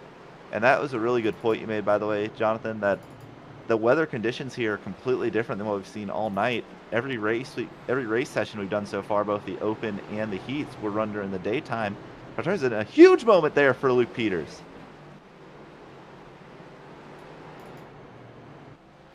He was all sorts of fishtailing it out of turn 2 there. The top 5 are really single file. The whole field's single file, but the closest battle we have right now is for the 5th spot. Wyatt Roberts hanging on just barely over Brandon Fielder. Brandon Fielder putting a lot of pressure to that 42 right now. And Brandon Fielder has pressure from Matthew Miles as well. Matthew Miles hanging on just to the tail end of this battle. So and I think I mentioned it earlier, but 7th. Once again, those drivers who raced in the heat, really it seems to have been in the open, really seems to have benefited them. They are currently running in the 1st, 2nd, 4th, 5th, and 7th positions. And one thing we have seen today, also Brandon Fiedler, speaking of him, he was really struggling early in that heat race, and it seems like he's really figured some stuff out now up in the 6th position here in the main event and pressuring Wyatt Roberts for that 5th spot. Putting a lot of pressure to him, but now you see Wyatt Roberts just nailing his line, and Brandon Fielder made a little mistake there and dropped back. You know, Brett, we talk about the mistake minimizing. Kruger, I'm sure you're still here too. Any of you guys who want to talk about minimizing mistakes, as we see Brandon Fielder make the move, Wyatt Roberts going to move up and let him by. I mean, how much can mistakes cost you on a track, especially when it's this short of a track? Yeah, it's really difficult to minimize your mistakes here tonight. We got like this sort of track. I know, like for example, I've had multiple races at Martinsville where I've taken myself out of contention because it's so easy when you especially are racing people this tight together and you see somebody right in front of you, you want to chase that carrot. You want to go after them, you want to go past them. But at times, it's better just to lay back and let them make the mistake. Put the pressure on them lap after lap and just wait till they slip up. And that's something that's hard to do as a driver. You just want to drive hard. You want to drive fast, but sometimes you got to really try to control yourself and let yourself be patient and wait for people to make mistakes. And that's, I think, really one of the challenges we're seeing here tonight. And Josh talked about it earlier. We seen Boris, or we didn't see it, but he talked about Borski hitting the wall. And Brett, you went back and looked at it and said the car might be killed. I think these guys might have a fast repair because he's back out there, 2 laps down, granted, but car is clean and he's making passes. Yeah, and I just checked. They do have 1 fast repair. So that's, he went ahead and used it because that car was missing a front bumper, probably half a front clip. So, yeah, he's 2 laps down, but you never know. Maybe get some cautions, get some lucky dogs, and be back into this race for the 23. Let's just see what happens. And Brian Lorenzo is already on the move right here, up to 7th after starting in the back. And meanwhile, we just had a pass for the 2nd position. Ellis Wells gets around to Alex Schumacher for that 2nd spot.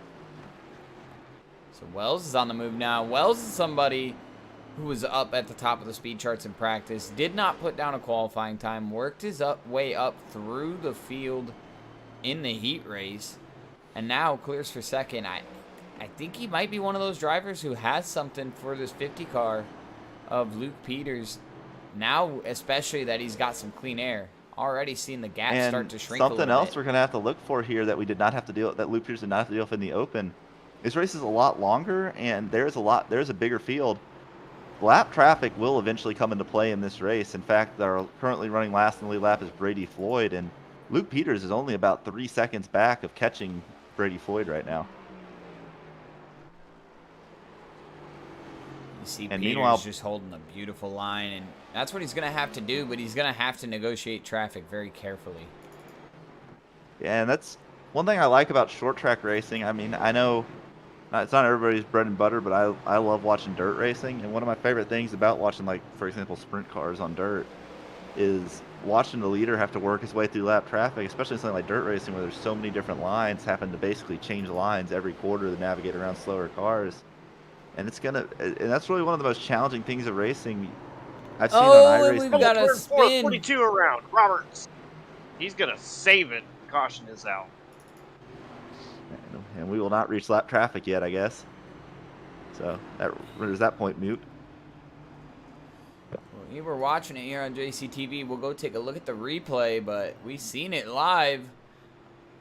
Front bumper of Cody Rivera is just to the back of that 42.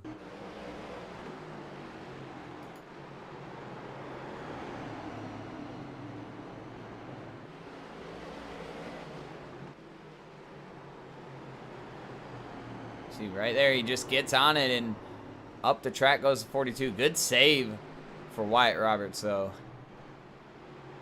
Excellent job there, not getting anyone else involved in that. Yeah, and it'll be interesting. Ellis Wells was actually running very similar lap times to Luke Peters right before that caution came out. We're just to see if he can do something here on this restart now that he's up there. Haven't really seen him up front all day, so this is the highest we've seen him, and let's see what happens on this upcoming restart. Well, also speaking down to the choose, too. Where does he go? Yep, and also, just a quick note, Nicholas Borowski is your free pass there. That'll put him only 1 lap down. He is the only car 1 lap down, so 1 more caution, and without him being part of it, he'll be back on the lead lap. That's a good point there, Brett, and that could be trouble for the field because like I was saying, he was passing cars. He made some moves.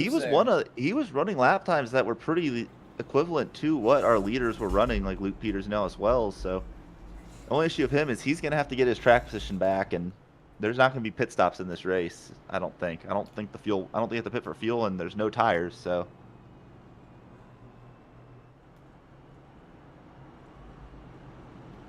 we'll see. As I believe we are going to be approaching the choose here in just a second. Obviously, I don't have the exact laps to go on iRacing, so I cannot guarantee that, but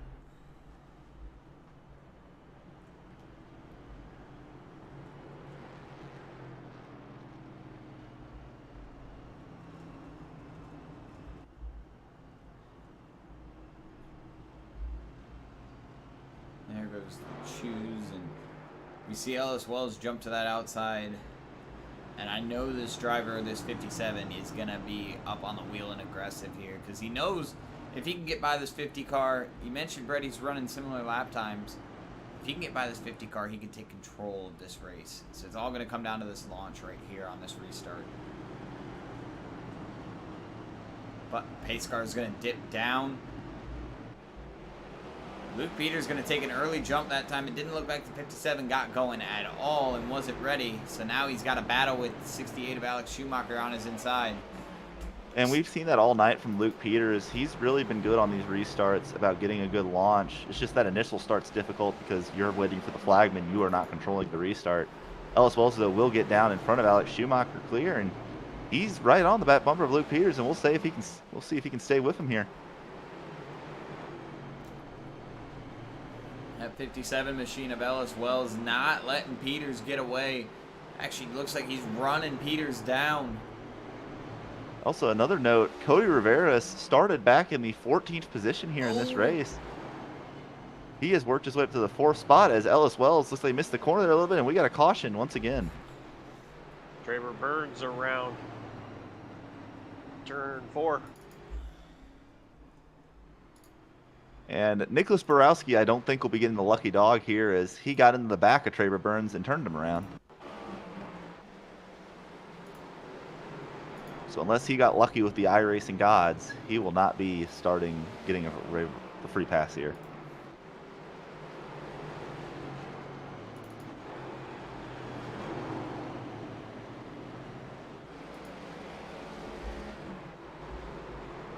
Oh, you see it right there.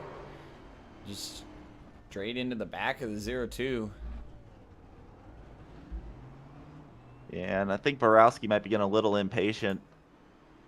When you're a lap down to everybody, not really racing anybody, it's hard not to.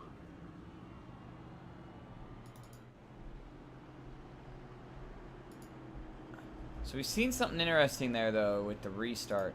And I think Ellis Wells now has learned when the 50 likes to go. We've seen it all night. The 50 takes off really early. But I think that's the first time Wells has actually been up here for it, to see it. And it caught him by surprise. Now it won't catch him by surprise. So if you're Luke Peters, I think you got to wait a little late in the zone this time and play a little head game. Yeah, and I will say, I don't know whether they have the restart zone feature enabled here. For people who aren't aware, there's on iRacing, they added about, I believe it was about 9 months ago, maybe a year ago, they added basically what's analogous to a NASCAR. You have the Geico restart zone, where you have 2 lines where where the leader can launch between, and if it's enabled, iRacing throws the green flag on every driver's screen as soon as the leader launches, just like it happens in real life. The other option, which is the older version, is the green will come out once the leader reaches a certain point, regardless of what speed they're going. So basically the leader can launch at any time after the pace car has pulled off. And I think that's what we're seeing. And I want to try if they have the older version on, even if they normally use restart zones. South Boston does have the ability, but you have to know what markings you're looking for on the track to know where the restart zone is, and that can be kind of confusing and difficult. So it happens. Ellis Wells once again chooses the outside. Schumacher and Walls row 2, and then Rivera's, he's worked his way up to 4th, but he chooses to start 3rd on the inside line here, along with Brian Lorenzo on row 3. Pace car off. Field back in the hands of Luke Peters, and Wells gets a better start that time. He's going to clear to the bottom and chase after this 50. Yeah, much better start there for Wells, and he's going to stay right with Luke Peters. Last time, though, we saw him stay with him for a lap or 2 and then slip up. We'll see if he can keep with him this time.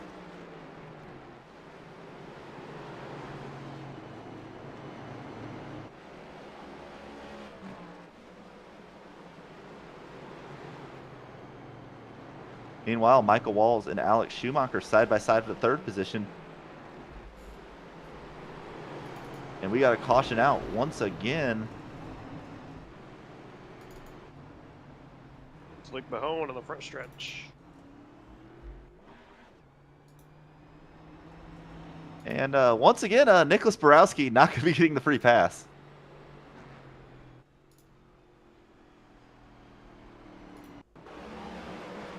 As it appears that he there he just got in the left rear of that number 5 car and spun him around. Nicholas Borowski getting a little impatient lap down to the back of the field, it appears. Well, Brett, you talk about it. He's not really helping his cause right now, as he's the only car 1 lap down, and he could take advantage of it if he just lets a caution happen without him being involved. Yeah, exactly. And that's, I mean, I get it, though. You're in a position where you want to be up front, and it can be a little bit frustrating. Just a side story here. Ellis Wells last season finished, I believe, 3rd in points, but he was the top finishing driver in the points lat in season 0 to not have won a race. So he is actually looking for his first win here in the SAAC Coast to Coast Cup Series. He may have won a race. I don't have access to those stats at the moment, but this league, for those who aren't aware, I believe started on Grand Theft Auto, actually, and I don't know the stats for. He might have won back when they were racing on that, but since moving to iRacing, he has not won, I don't believe. And the driver of the 57 has been oh so close, and the 50 is going to lead him back to the green, and we are green. And another good launch for the 50, but here comes Michael Walls to the inside of Ellis Wells. But Wells will clear here for the 2nd position. Wells goes in really deep there, and you see it kind of check him up in the middle of the corner. Walls rolls right to the back bumper. And I hate to say it, but that might be the reputation that Michael Walls has there. Ellis Wells may be a little nervous driving in it deep. Because I will say, somebody who races with Micah a lot, he's one of those drivers I don't like seeing on my back bumper. I know he's going to be really aggressive behind me.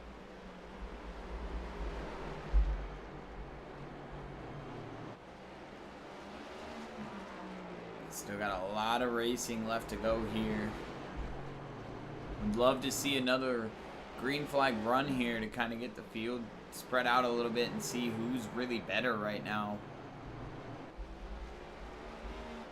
And meanwhile, a driver we've seen falling back a little bit, Alex Schumacher, was up battling for the lead, and I'm not sure if he just got a bad launch or just kind of got stuck on an outside on the previous restart, but he's dropped all the way back to the 8th position now.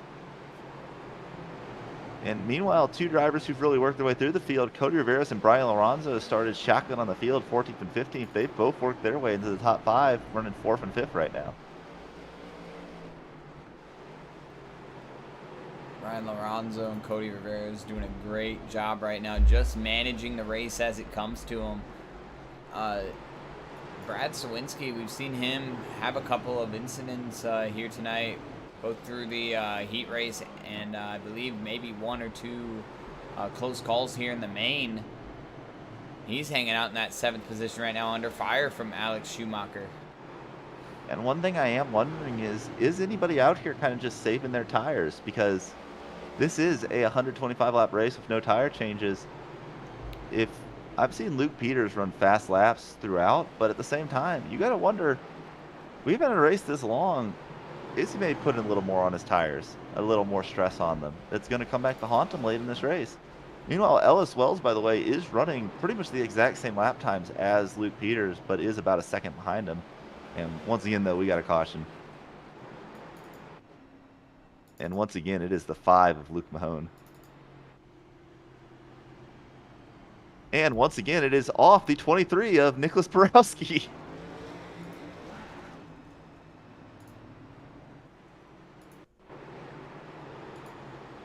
Take a look at the replay. Borowski to the inside, kind of giving each other the door. Yeah, that actually Mahone moves him up the track. Yeah, I don't think Borowski liked that a lot. That looked really intentional, though, that second wreck. Borowski letting Mahone know, I didn't like that. I didn't appreciate that. Yeah, that looked a little more intentional, that second contact.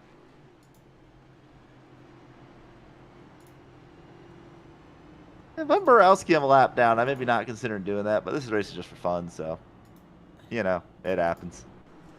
No points on the line as of right now, but incidents here in this race can carry over to the season. So, I mean, something that you look at as a driver is how you were raced during a specific race. I think for Luke Mahone, he's not going to forget how Borski races him in this race. Lap down or not, that can carry you into your season, and that can make your life a lot more difficult as we race a fairly long season over the Coast to Coast series. I know you don't want to make enemies before the season starts. As somebody who has made enemies on iRacing, I don't know how. I try to race everybody clean, but for whatever reason, people sometimes don't like me. Probably because I'm too loud. But you don't want to be making enemies before the season starts, because those people, if you get into it with them now, they're just going to make your life harder when the season actually starts. They're going to race you harder. And really, early in the season, one of my goals is to make it so, try to be as likable for everybody and be as respectful to everybody. So hopefully, like if somebody's lapping me, for example, I'll try to give them space. So hopefully, if I'm ever in the case where I'm lapping them, they'll give me space. Doesn't always work like that, right, but you that's kind of what you mentioned hope. how aggressive Michael Walls is in other leagues. Well, now Michael Walls gets to start outside of the front row. As we get ready to go back green, Luke Peters launches. Michael Walls gets a great jump with him. Yeah, I think Mike Ellis Wells got a little bit tired of having to restart on the outside of that front row, and tried to do something different. But once again, Luke Peters a great launch. Michael Walls out to second, but Ellis Wells already looking to his inside here as Mike Walls tries to hold on that second spot. Cody Rivera's meanwhile peaking as well for that third spot. Ellis Wells continues to put his nose in there. Micah's going to give him a peek here off the corner. Ellis Wells now the inside of Michael Walls, looking to take away that second position. Wells and Walls battle back and forth here for the second position as Cody Rivera just waits for these guys to sort it out so he can pounce.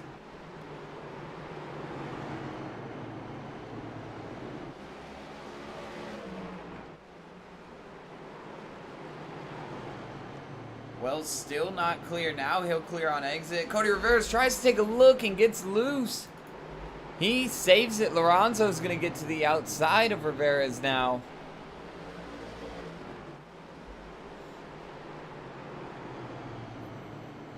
Talk about minimizing those mistakes. Well, Rivera's just made one, but able to minimize it ever so slightly by making that save, and now he puts Lorenzo to his outside. Lorenzo gonna pinch hard off the corner and get the outside wall there as they door bang. Yeah, this was our battle for the championship last season and came down to that final race. And right now, you're seeing that continue to play out right here. Meanwhile, Brandon Fiedler looking to take advantage. He's right on the rear bumper of Cody Rivera's. Brandon Fiedler just waiting for these guys to sort it out as they're door banging again up off the corner. And just a quick note, that 39, I think that's a throwback. I am not certain because I am not the expert on all things, but that looks very similar to one of the... And Rivera's is going to get Lorenzo loose. Lorenzo saves it. They keep it straight. Brandon Fiedler and Brad Suwinski both capitalized, moving up in the 4th and 5th spot, and Rivera's and Lorenzo might not be done as Shockey Tarpley now looking to the inside of Cody Rivera's.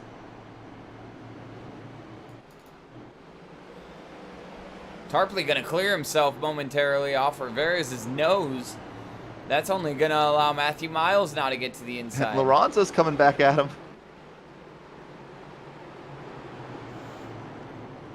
Oh, and we've got a spin ahead. Yeah, that looks like I believe that was Suwinski. No call. Now we get the caution. Late caution there from iRacing, and that was Brad Suwinski. Mentioned how good of a race he was having here. Involved in a couple of incidents during the heat, but it looks like, and it looks to me like, oh, big hit to the tire barrels on pit, to the sand barrels on pit entry with that right side. I don't know if he damaged that suspension. He might have. He might have to take his fast repair here. I don't know, but yeah, that car was pulling sideways when he started getting going. I think that has some suspension damage. But it looks like the 39 checked up in front of him a little more than he was expecting, and he got on the brakes hard and just lost it to the inside and just spun. Yeah, it looked either a checkup or he just got a good run there, took a peek, and it just snapped around. And also to note, Nicholas Borowski finally back on the lead lap. Finally gets a lucky dog, and we'll get back on the lead lap here.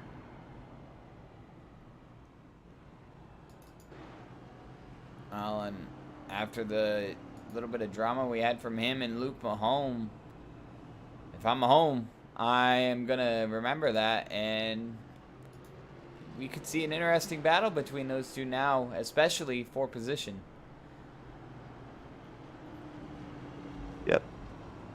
So, laps are ticking away here. We're already getting close to crunch time. Lap 72 and 125. Yeah, about 50 to go here. We'll probably about 50 to go when we get back going here. I got to give a shout out to Brandon Fiedler. I was mentioning it. That paint scheme, I don't think Jeff Gordon ever ran like a Marvel-inspired scheme, but I feel like I remember a Jeff Gordon scheme with that color scheme. And maybe I'm completely wrong about that, but the logos seem to be kind of based on the DuPont logos, and obviously Spider-Man on the front, Marvel on the side.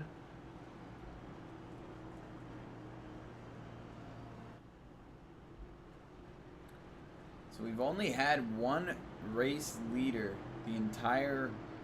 practically the entire night. I actually think you're correct. I don't think we've had a single lap led tonight by anybody not named Luke Peters in any of our events. But as we get closer and closer to the end, intensity is going to pick up. Drivers are going to get impatient. Ellis Wells, I think, realized that he made a mistake choosing that inside line last time and moves back to the outside for this restart. As we get ready to go back green here in the Flash at South Boston. Indeed, we are going to get ready to go back green. Pace cars down the pit road. We pull into the zone, and Luke Peters is going to launch. Ellis Wells got a good launch. Actually stays with him on the outside here. But so did Michael Walls, and Michael Walls now gets to be to the inside of Ellis Wells. Yeah, that was probably the best getting a little roughed up in the background by Cody Rivera. Yeah, we got a caution once again. And once again, it is Luke Mahone going for a spin. This time, though, it was not off of Nick Borowski. Looks like he just had the checkup for the 42, and then the 28 of Brad Sawinski got in the back of him, and he went for a spin.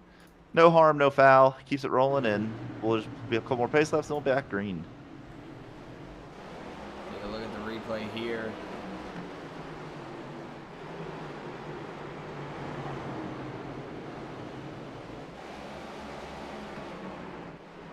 Mahone checks up for the 42, and yeah, Brett, you called it. Sawinski just gets into the back of him there.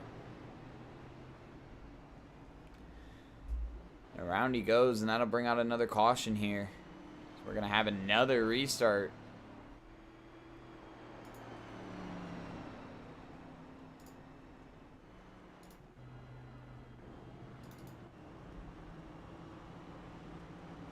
Yeah, and I will say it looked like their Luke Peters waited till a little later in the zone to go that time, and I think that allowed everybody to get a little better launch.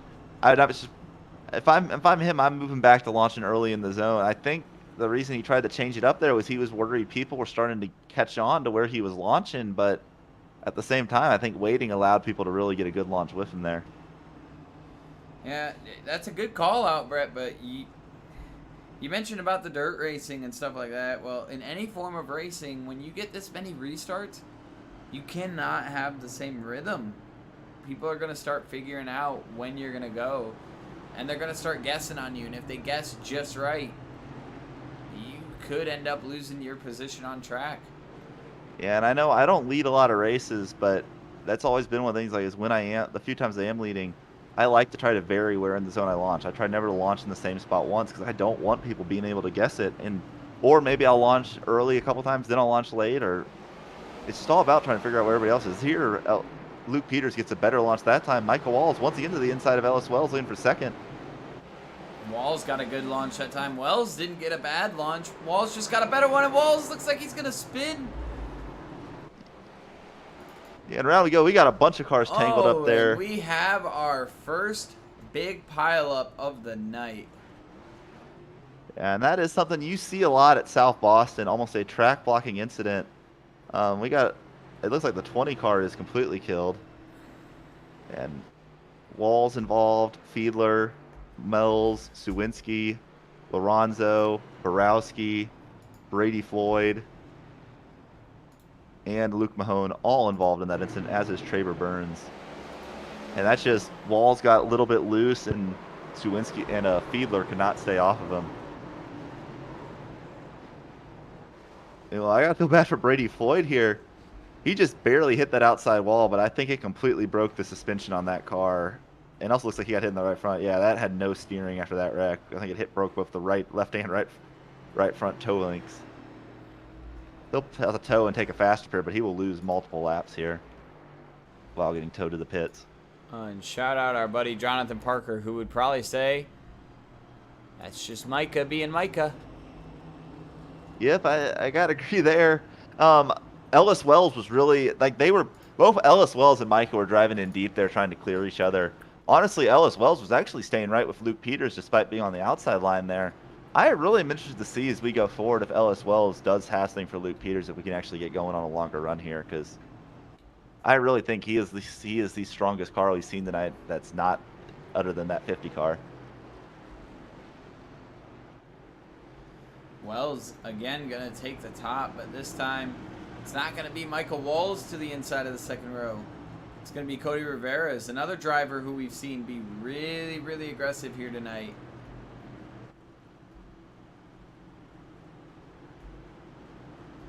Yeah, and Cody Rivera's has been aggressive, but I got to think if I'm Ellis Wells, I'm trying to see if I can get a good launch here. Hopefully stay with him. Green flag out. Good launch from Peters, and Rivera's going to get to the inside of Wells for second.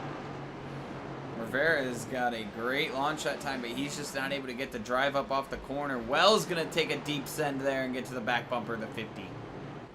Yeah, Wells definitely the biggest threat to the 50 we've seen tonight. He is all over the back bumper of that 50 car. Wells not willing to roll over and just let Luke Peters run away with this race. Again, Luke Peters has led every competition lap tonight, from the open to the heat race and now here into the feature. And it's been relatively mistake-free. See if that continues for the 50. Yeah, but he has not been pressured all night either, and that's the thing. When you're able to run, when you're faster and able to just run by yourself, it's really easy to be mistake-free. When you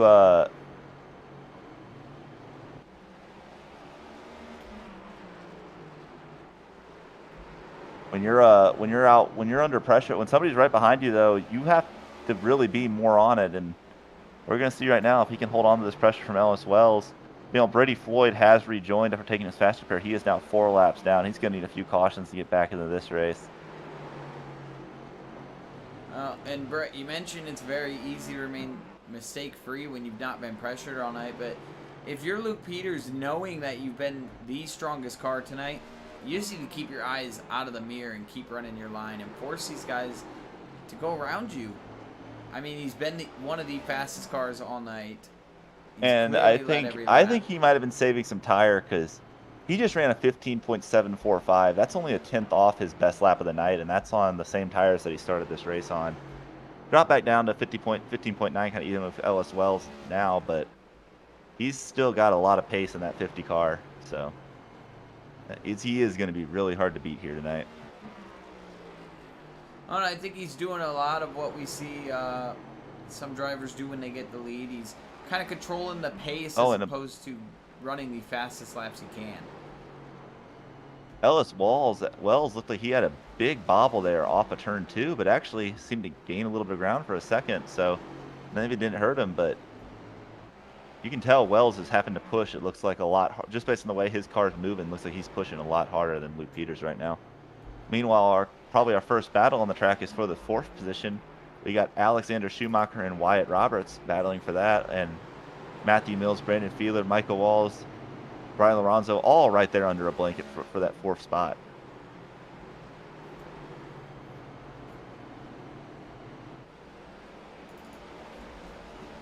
You know, by the way, the leader is coming up on that car, on that 20 of Brady Floyd, who had just exited the pits after taking his faster pair. And I expect he will be catching him in the next few laps here.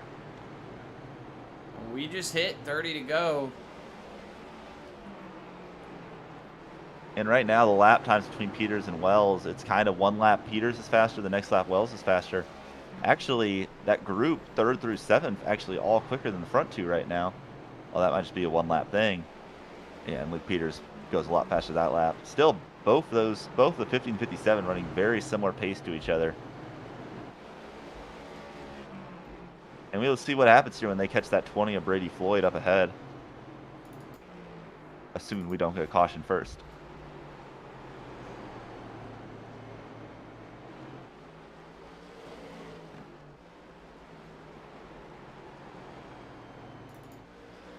There's Brady Floyd entering what would be turns 1 and 2. Coming off of 2. And Luke Peters coming off of 2. So Peters catching this 20 car in a hurry.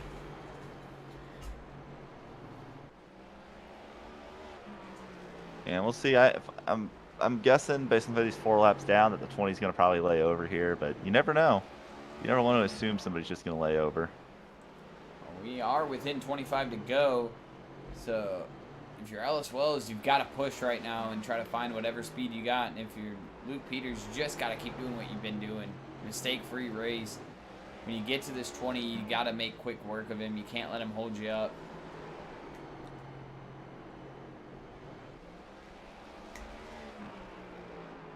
Laps are ticking off. And I don't know if Peters is backing it down or something, but the last 2 laps, Wells has been a tenth faster each of the last 2 laps. Has Wells maybe saved a little bit more tire? That's the other question. Because he is definitely gaining on that 50 car. The gap he was now 2 tenths faster last lap. And maybe the 50 car is just being cagey trying to manage that gap, but... Yeah, and as we talk about Wells pulling back in, yet again, Peters picks up the pace, and we're starting to widen that gap once again. Yeah, they were very even that last lap, but now Peter's starting to put a little bit more distance between them. But still, coming up on that 20 of Brady Floyd, that could play a big factor in this race.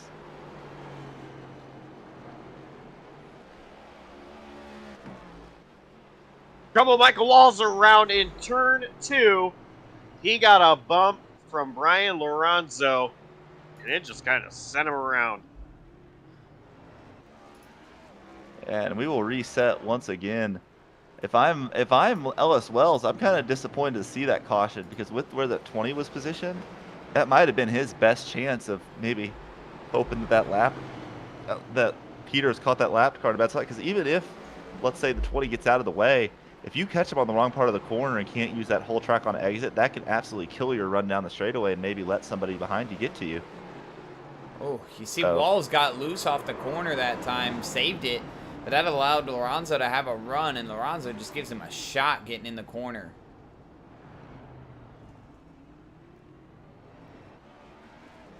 Yeah, and it's Michael Walls. I'm sure that it could very well be that Micah has had some run-ins with Lorenzo earlier in this race, or it could be that he's done nothing to him, and that it's just Lorenzo's a little frustrated. So, I mean, it's frustrating when you're in one of these races and you're running back mid-pack, kind of not really in contention for the win. So you can see a little bit of tempers there, maybe. Walls have had good races, and then immediately become victims to incident. And the only incident I can think of that Walls was involved with was when he self-spun in front of the field, which did collect Lorenzo. Yeah, I don't think there's any history there. I think it's just people getting a little impatient as we wind down. Only 16 laps left here. Or sorry, 18 to go right now. 17. Now 16. Math. Degree.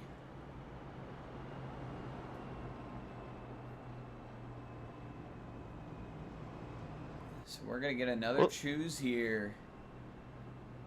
Yeah, I'm wondering if you're Ellis Wells. I think he's going to have to take the top again, but what else can you do on these restarts?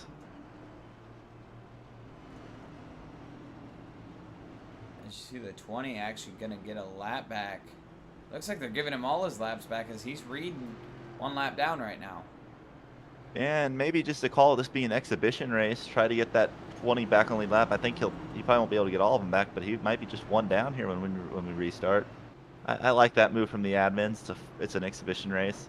I'm not a big fan of when people do that in like an official league race, but exhibition races, you kind of want to get everybody on the lead lap if possible, especially towards the end of one of these races. So, like that move.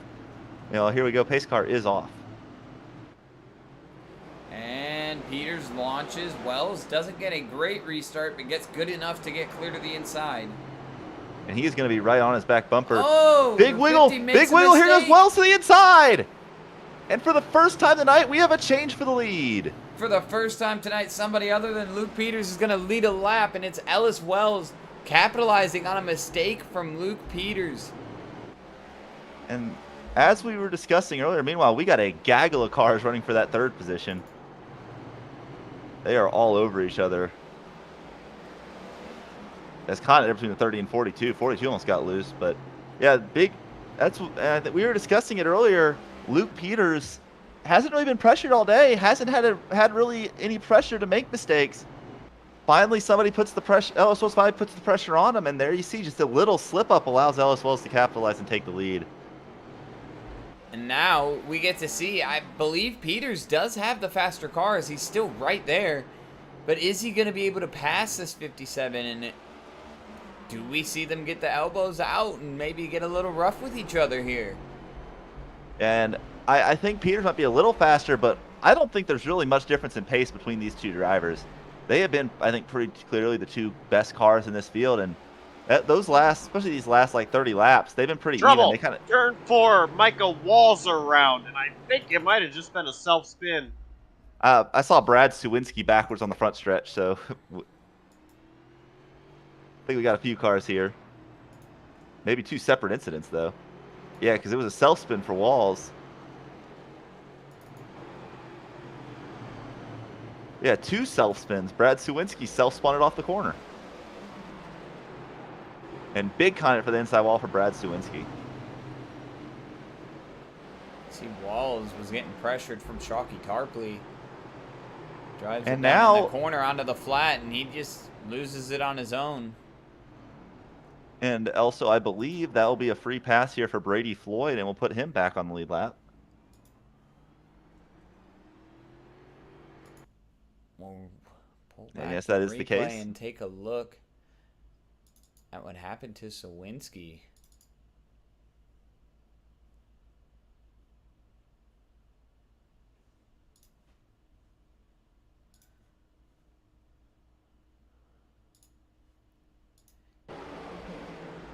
And on this down into the corner as Walls spun out behind.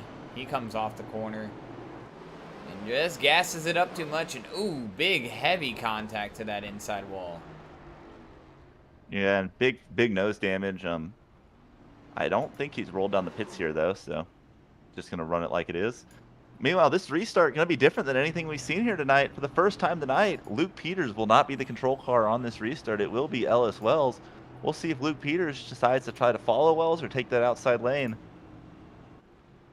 Luke Peters in a position where he has not been all night long. He has led every lap of competition up until this most recent restart where we've seen him make a mistake. And the 57 was able to capitalize. And I believe it will be a 3-lap dash to the finish here, assuming they're going to get assuming they get one green this time by. So a 3-lap shootout to decide who's going to win here in the SAAC Coast to Coast Cup Series, if I can speak. Clash at South Boston Speedway.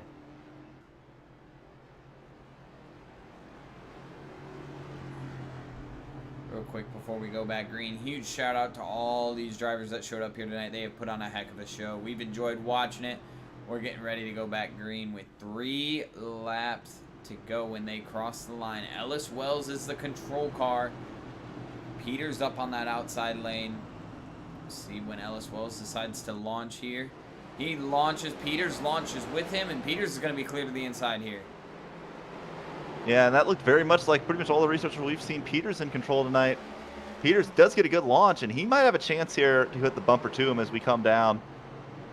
Going to take 2 to go this time by. Right now, Wells managing that gap really well. Oh, we got Connick in the back. 30 around. 30 around. Caution going to fly. We're going to have a green-white checkered.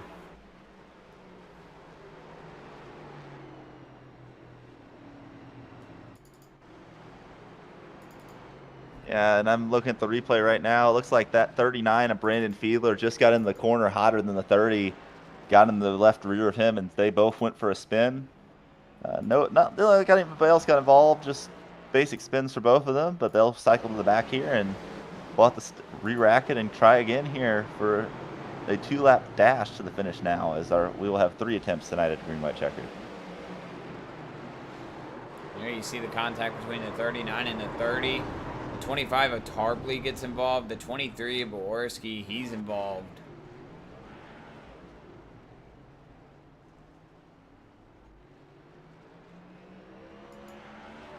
Just a stack up there of a lot of different cars.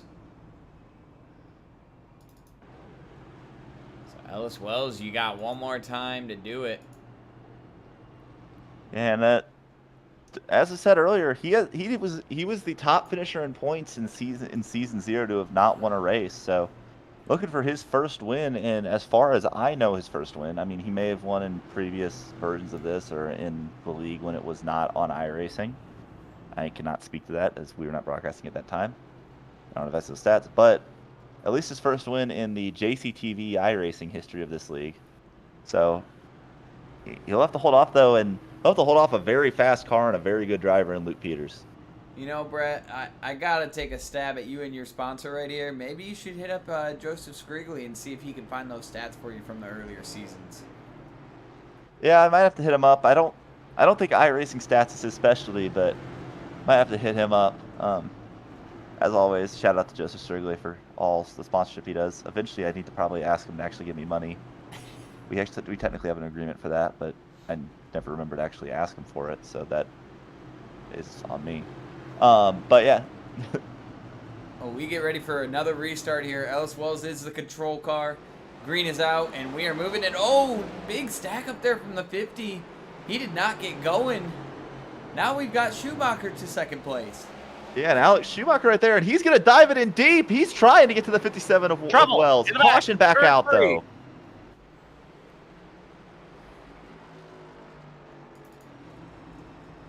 Brandon Fedler. Yes, Shockey Tarpley looked like he got loose off the corner, and Fiedler Walls involved. Else looks like Shockey Tarpley got a piece of it. Shockey Tarpley looked like he just got loose and got in the right rear of that 39. If Austin Dillon were out there, he'd be calling for that 25 to be suspended.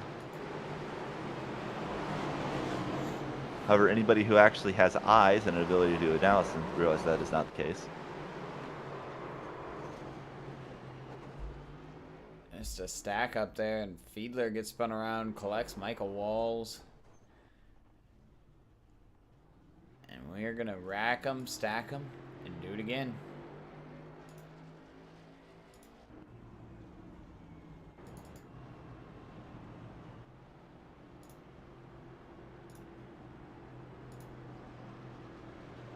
And completely shaken up field here. Schumacher now second, Lorenzo third.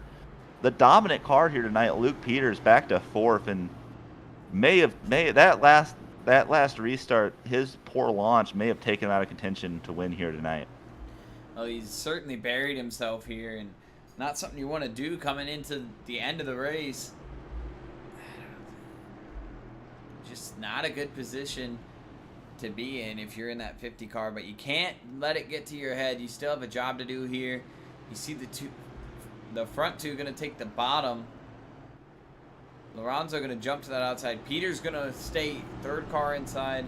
So far, I haven't seen anyone Cody Rivera, I believe, with 6 coming to the choose. He will restart fourth here on their second attempt at a green-white checkered. So Rivera's jumps up. You see Sawinski. We've seen him just spun around hitting the inside wall not too long ago. He's going to line up third in this outside lane. Green back out. We are racing. Also good jump. Schumacher also good jump. Schumacher going to get clear for second.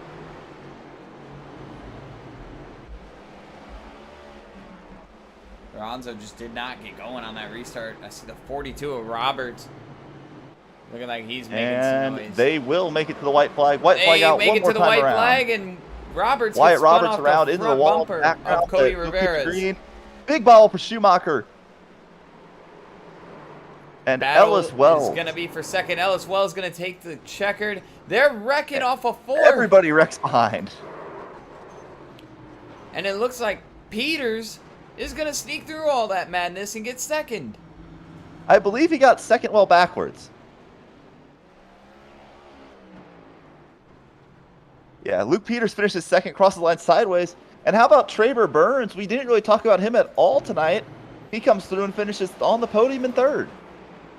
Taking a look back at the finish here, we're going to take a look at what happened here that caused this stack up. Peters gets to the bumper of Schumacher, and Lorenzo gets in deep to the corner and wipes out Schumacher. Really, I think if you want to go back even further, look at about the exit of corner number 2 on that last lap. Schumacher had a big bobble, and that's kind of just stacked everything up, and I think eventually led to that wreck in the final corner. We're going to go back and look at Peters here through this last lap or so, as he bounced off dang near everybody and ends up finishing second. Yeah, quite a great race here tonight. Ellis Wells finally able to pick up a victory here in the SAAC Coast to Coast Cup Series, even if it's an exhibition race.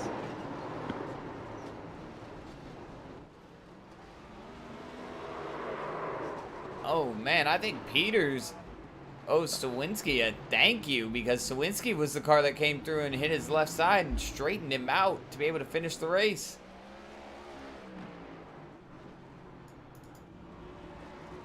Yeah, definitely. That definitely got him straight. Although I don't think he ever had it saved, as he just gassed it up hard and eventually spun into the outside wall head on across the line.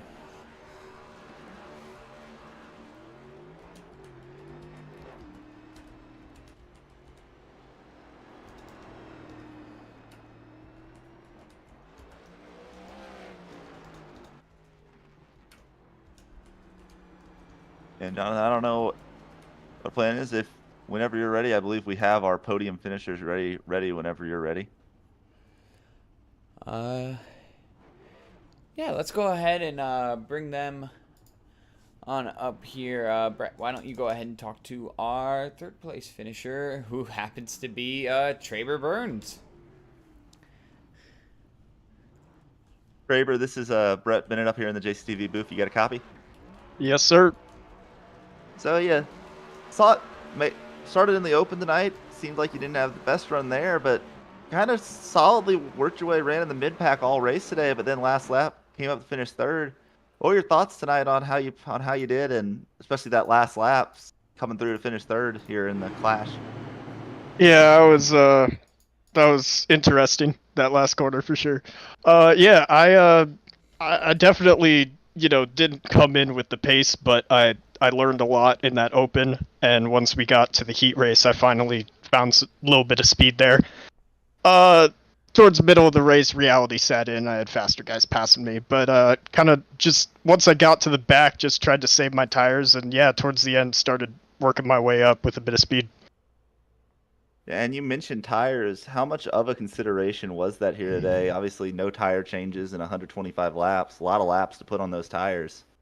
I mean, yeah, it was massive. Track position was still important. However, if you didn't have it, you gotta save tires. Biggest thing is if you get caught up in an incident, those things are gonna be hot as hell, and you're not gonna go anywhere for a minute. It took me a couple cautions to finally cool mine down after I got involved in an incident. So, yeah, that was honestly the biggest key of the race there. Yeah, and then, so going forward, you think you can parlay this momentum from here into a good run this season, especially going into Daytona next week as the season gets going with the official season opener? Yeah, for sure. End of last season was honestly my first couple months on iRacing. So, I was learning a lot. And so now I've finally gotten comfortable with the Cup car, and I think I can get some top fives in here occasionally. Yep, and I will say, somebody who's been in that boat, it just takes time to get used to it here. So lastly, anybody you want to shout out? Anybody who gets it done for you? I mean, hey, my teammates, Matthew Miles and Wyatt, we both were working really well together. So yeah, that was really helpful. Well, that is our third place finisher, Traber Burns. Congrats on third place, Traber, and good luck to you as the season gets going next week at Daytona. Thank you. That was our third place finisher, Traber Burns. And Josh, if you're still here, I believe you have caught up with our second place finisher here, Luke Peters, who had a interesting end of the race.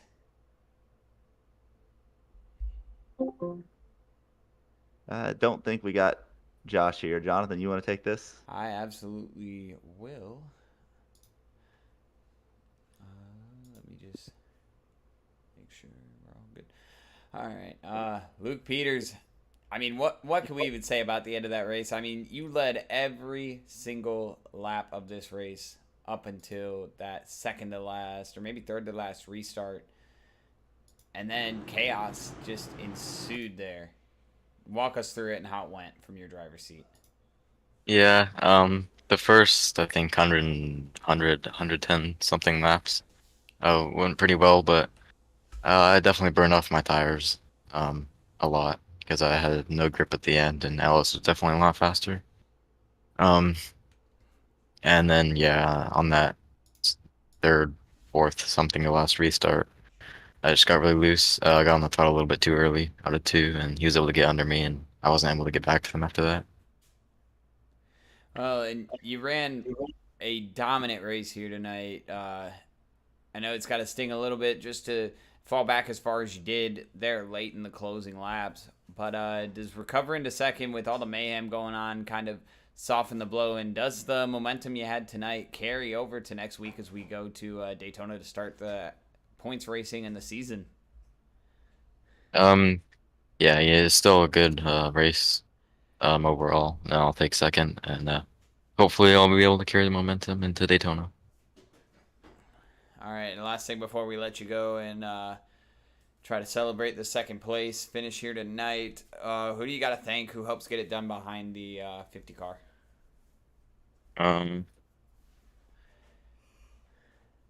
Everyone for putting on this race, and yeah, it was fun. All right, that is your second place finisher here tonight, Luke Peters. Oh, so close to having a perfect race. Hopefully next week he gets to rebound and try to put it all together. Thanks.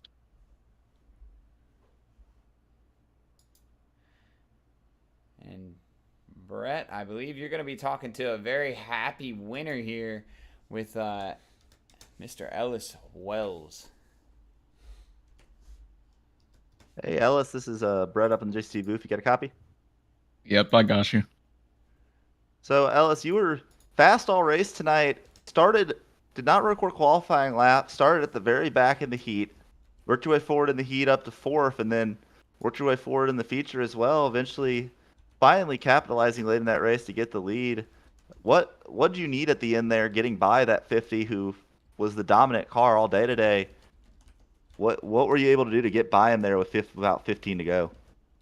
Yeah, well, I knew because he is so much faster that he was like he was just faster on raw pace at the beginning, but I knew this was going to be a big thing with tires, and that's what it ended up being. He ended up using third gear. He told me the entire race. He didn't actually shift to fourth, and for the most of the rest of the field, we were like third gear for the first couple laps off a restart, and then fourth. And so once I realized that, I was like, oh, if I can just get a nose under him, I should be able to stick it. And that's what happened. He got loose that one time coming off two on a restart, and I just fully planted the throttle in third gear, which, because I had been saving tires a little bit, I was able to make that stick. So I was able to keep the lead from there. It's stressful. My heart started beating the second I got by him. Yeah, and then you had a couple restarts there with the lead. Take us through like what that was like. I know, like, especially even restarting back in second, it seemed like that leader had a big advantage on the restarts. How are you able to parlay that into eventually coming home with the win here tonight? Oh yeah, for that I knew I just had to, for every restart, choosing the bottom. I could have chose the top, but nobody in the lead, which I guess is just Luke and me, had done that for the entire time, so that you can't really predict how that's gonna go. So it's just better to choose the bottom, and you gotta plant the throttle, because the way that it is, whoever's second on the inside line just no matter how good of a restart they're going to get, the guy on the first outside row is just going to be there anyways. So it's going to end up falling back. So if you're just in the actual lead and just plant the throttle, you should be able to build up enough of a gap to where you can just kind of go. And the few times that didn't happen, like if I spun the tires or whatever, it's just terrifying. I had to go through what felt like 100 restarts just to get to the end of the race. I thought I was going to choke it one of the times, but I'm glad I didn't. Yeah, it looked like I think it was Schumacher got to your back bumper there on I think the next to last restart. So going forward, you weren't able to pick up a win and had a really strong season in season 0, but weren't able to pick up a win. Able to pick it up here tonight. How are you going to be able to carry that momentum into Daytona next weekend, the season as a whole, as we get ready to go here in season 1 of the SAAC Coast to Coast Cup Series?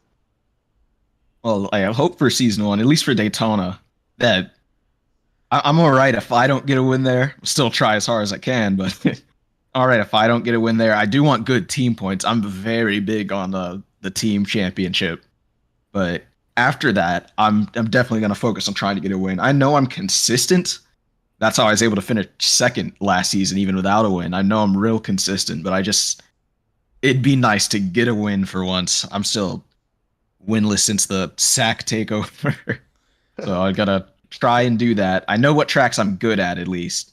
Tracks like Charlotte, those 1.5 miles, and then 2 milers too. So I just gotta go hard where I can. Yeah, and you're preaching to the choir on being winless. But yeah, so Elsa though, Elsa and Richard Lane today, who gets it done for you on that 57 car? Well, I'm. Anybody you'd like to thank? Sorry. Yeah. That's what I was thinking it was. I mean, yeah, everybody, all the SAAC crew helped me out. You know, choosing South Boston, everybody who voted for that for the Clash, thank you. Thank you a lot. Very much appreciate that. I was never particularly good at this track, but I like short tracks, so this ended up working out. You know, all my teammates, they're always there to help out. Cody for, I guess, saying the words. Like I knew in my head that Luke's tires wouldn't be there if I got to his inside.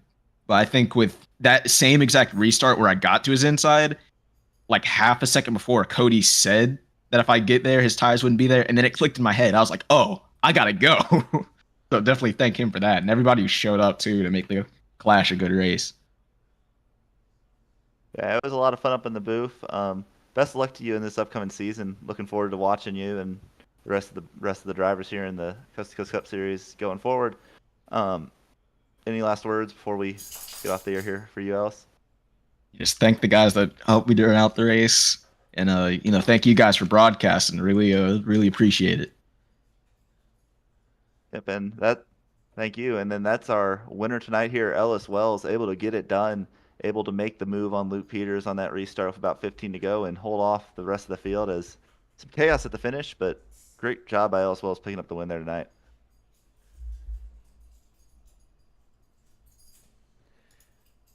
Well, Brett, we seen a really good race, and we'll get your results pulled up here. Ellis Wells taking home that win, and we just talked to him. Luke Peters came oh so close. He'll finish up second. Traver Burns somehow bringing it home in third there with all the madness on the last lap. Brad Sawinski brings it home fourth. Cody Rivera's fifth. Sixth goes to Nicholas Borski. Seventh, Brandon Feidler. Eighth is going to go to Luke Mahone. Ninth, Brian Lorenzo. 10th is going to go to Michael Walls. Yeah, and in the rest of the field, we got Matthew Miles coming home 11th. 12th goes to Shockey Tarpley, and then failing to make it to the line on that in that last lap chaos. Alex Schumacher had a really strong run here tonight. Actually, was right on the back bumper of Ellis Wells on that next to last restart, but then he drops back and finishes 13th, gets caught in that last lap wreck. Wyatt Roberts 14th, and Brady Floyd will round out the field in 15th. Drew Webb was in the session, but disconnected before the start of the heat race and did not turn a lap here tonight. So, Brett, looking forward to next week. We've got Daytona.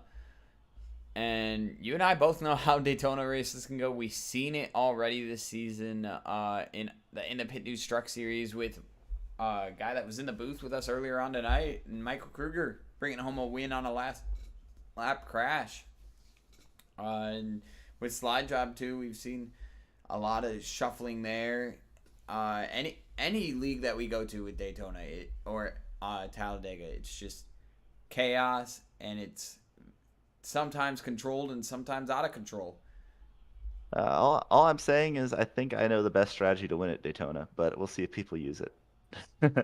But at least that's what worked in slide job for us. But yeah, you never know what you're gonna see at Daytona. Like ITPN this season, you saw us go green the entire race. The only caution was for the stage, and really a really clean race at Daytona, and almost actually ended up being the race that nearly cost me a spot in the playoffs because I had internet issues that race. But and then in slide job, it was a wreck fest. Me and Jeffrey had a strategy the entire race just to ride in the back, and it ended up working out where we pretty much had the only two clean cars at the end. So you never know what's going to happen, and I think we'll have a pretty big field here. A lot of drivers signed up for this season. It's going to be a lot of fun watching these drivers go at it. 15 race season started next Thursday. So looking forward to it, and looking forward to being back here in the booth with you next week.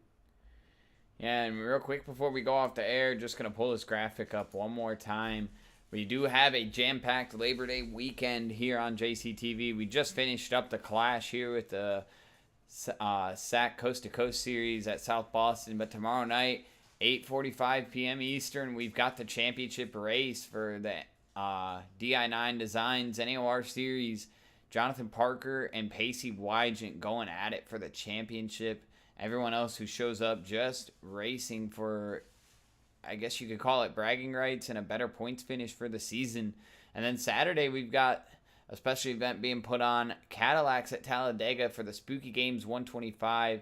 Just a little event that JCTV is putting on to get drivers a little bit of racing in while we're on an off week for in the Pit News Truck Series before we go playoff racing over on that series. And then Tuesday, day after the holiday, we're going to be at Daytona Road Course with the Slide Job Racing League. That's going to be at 8:45 p.m. Eastern. I'm not looking forward to that as a driver because I am terrible at road courses. Same here. Same here.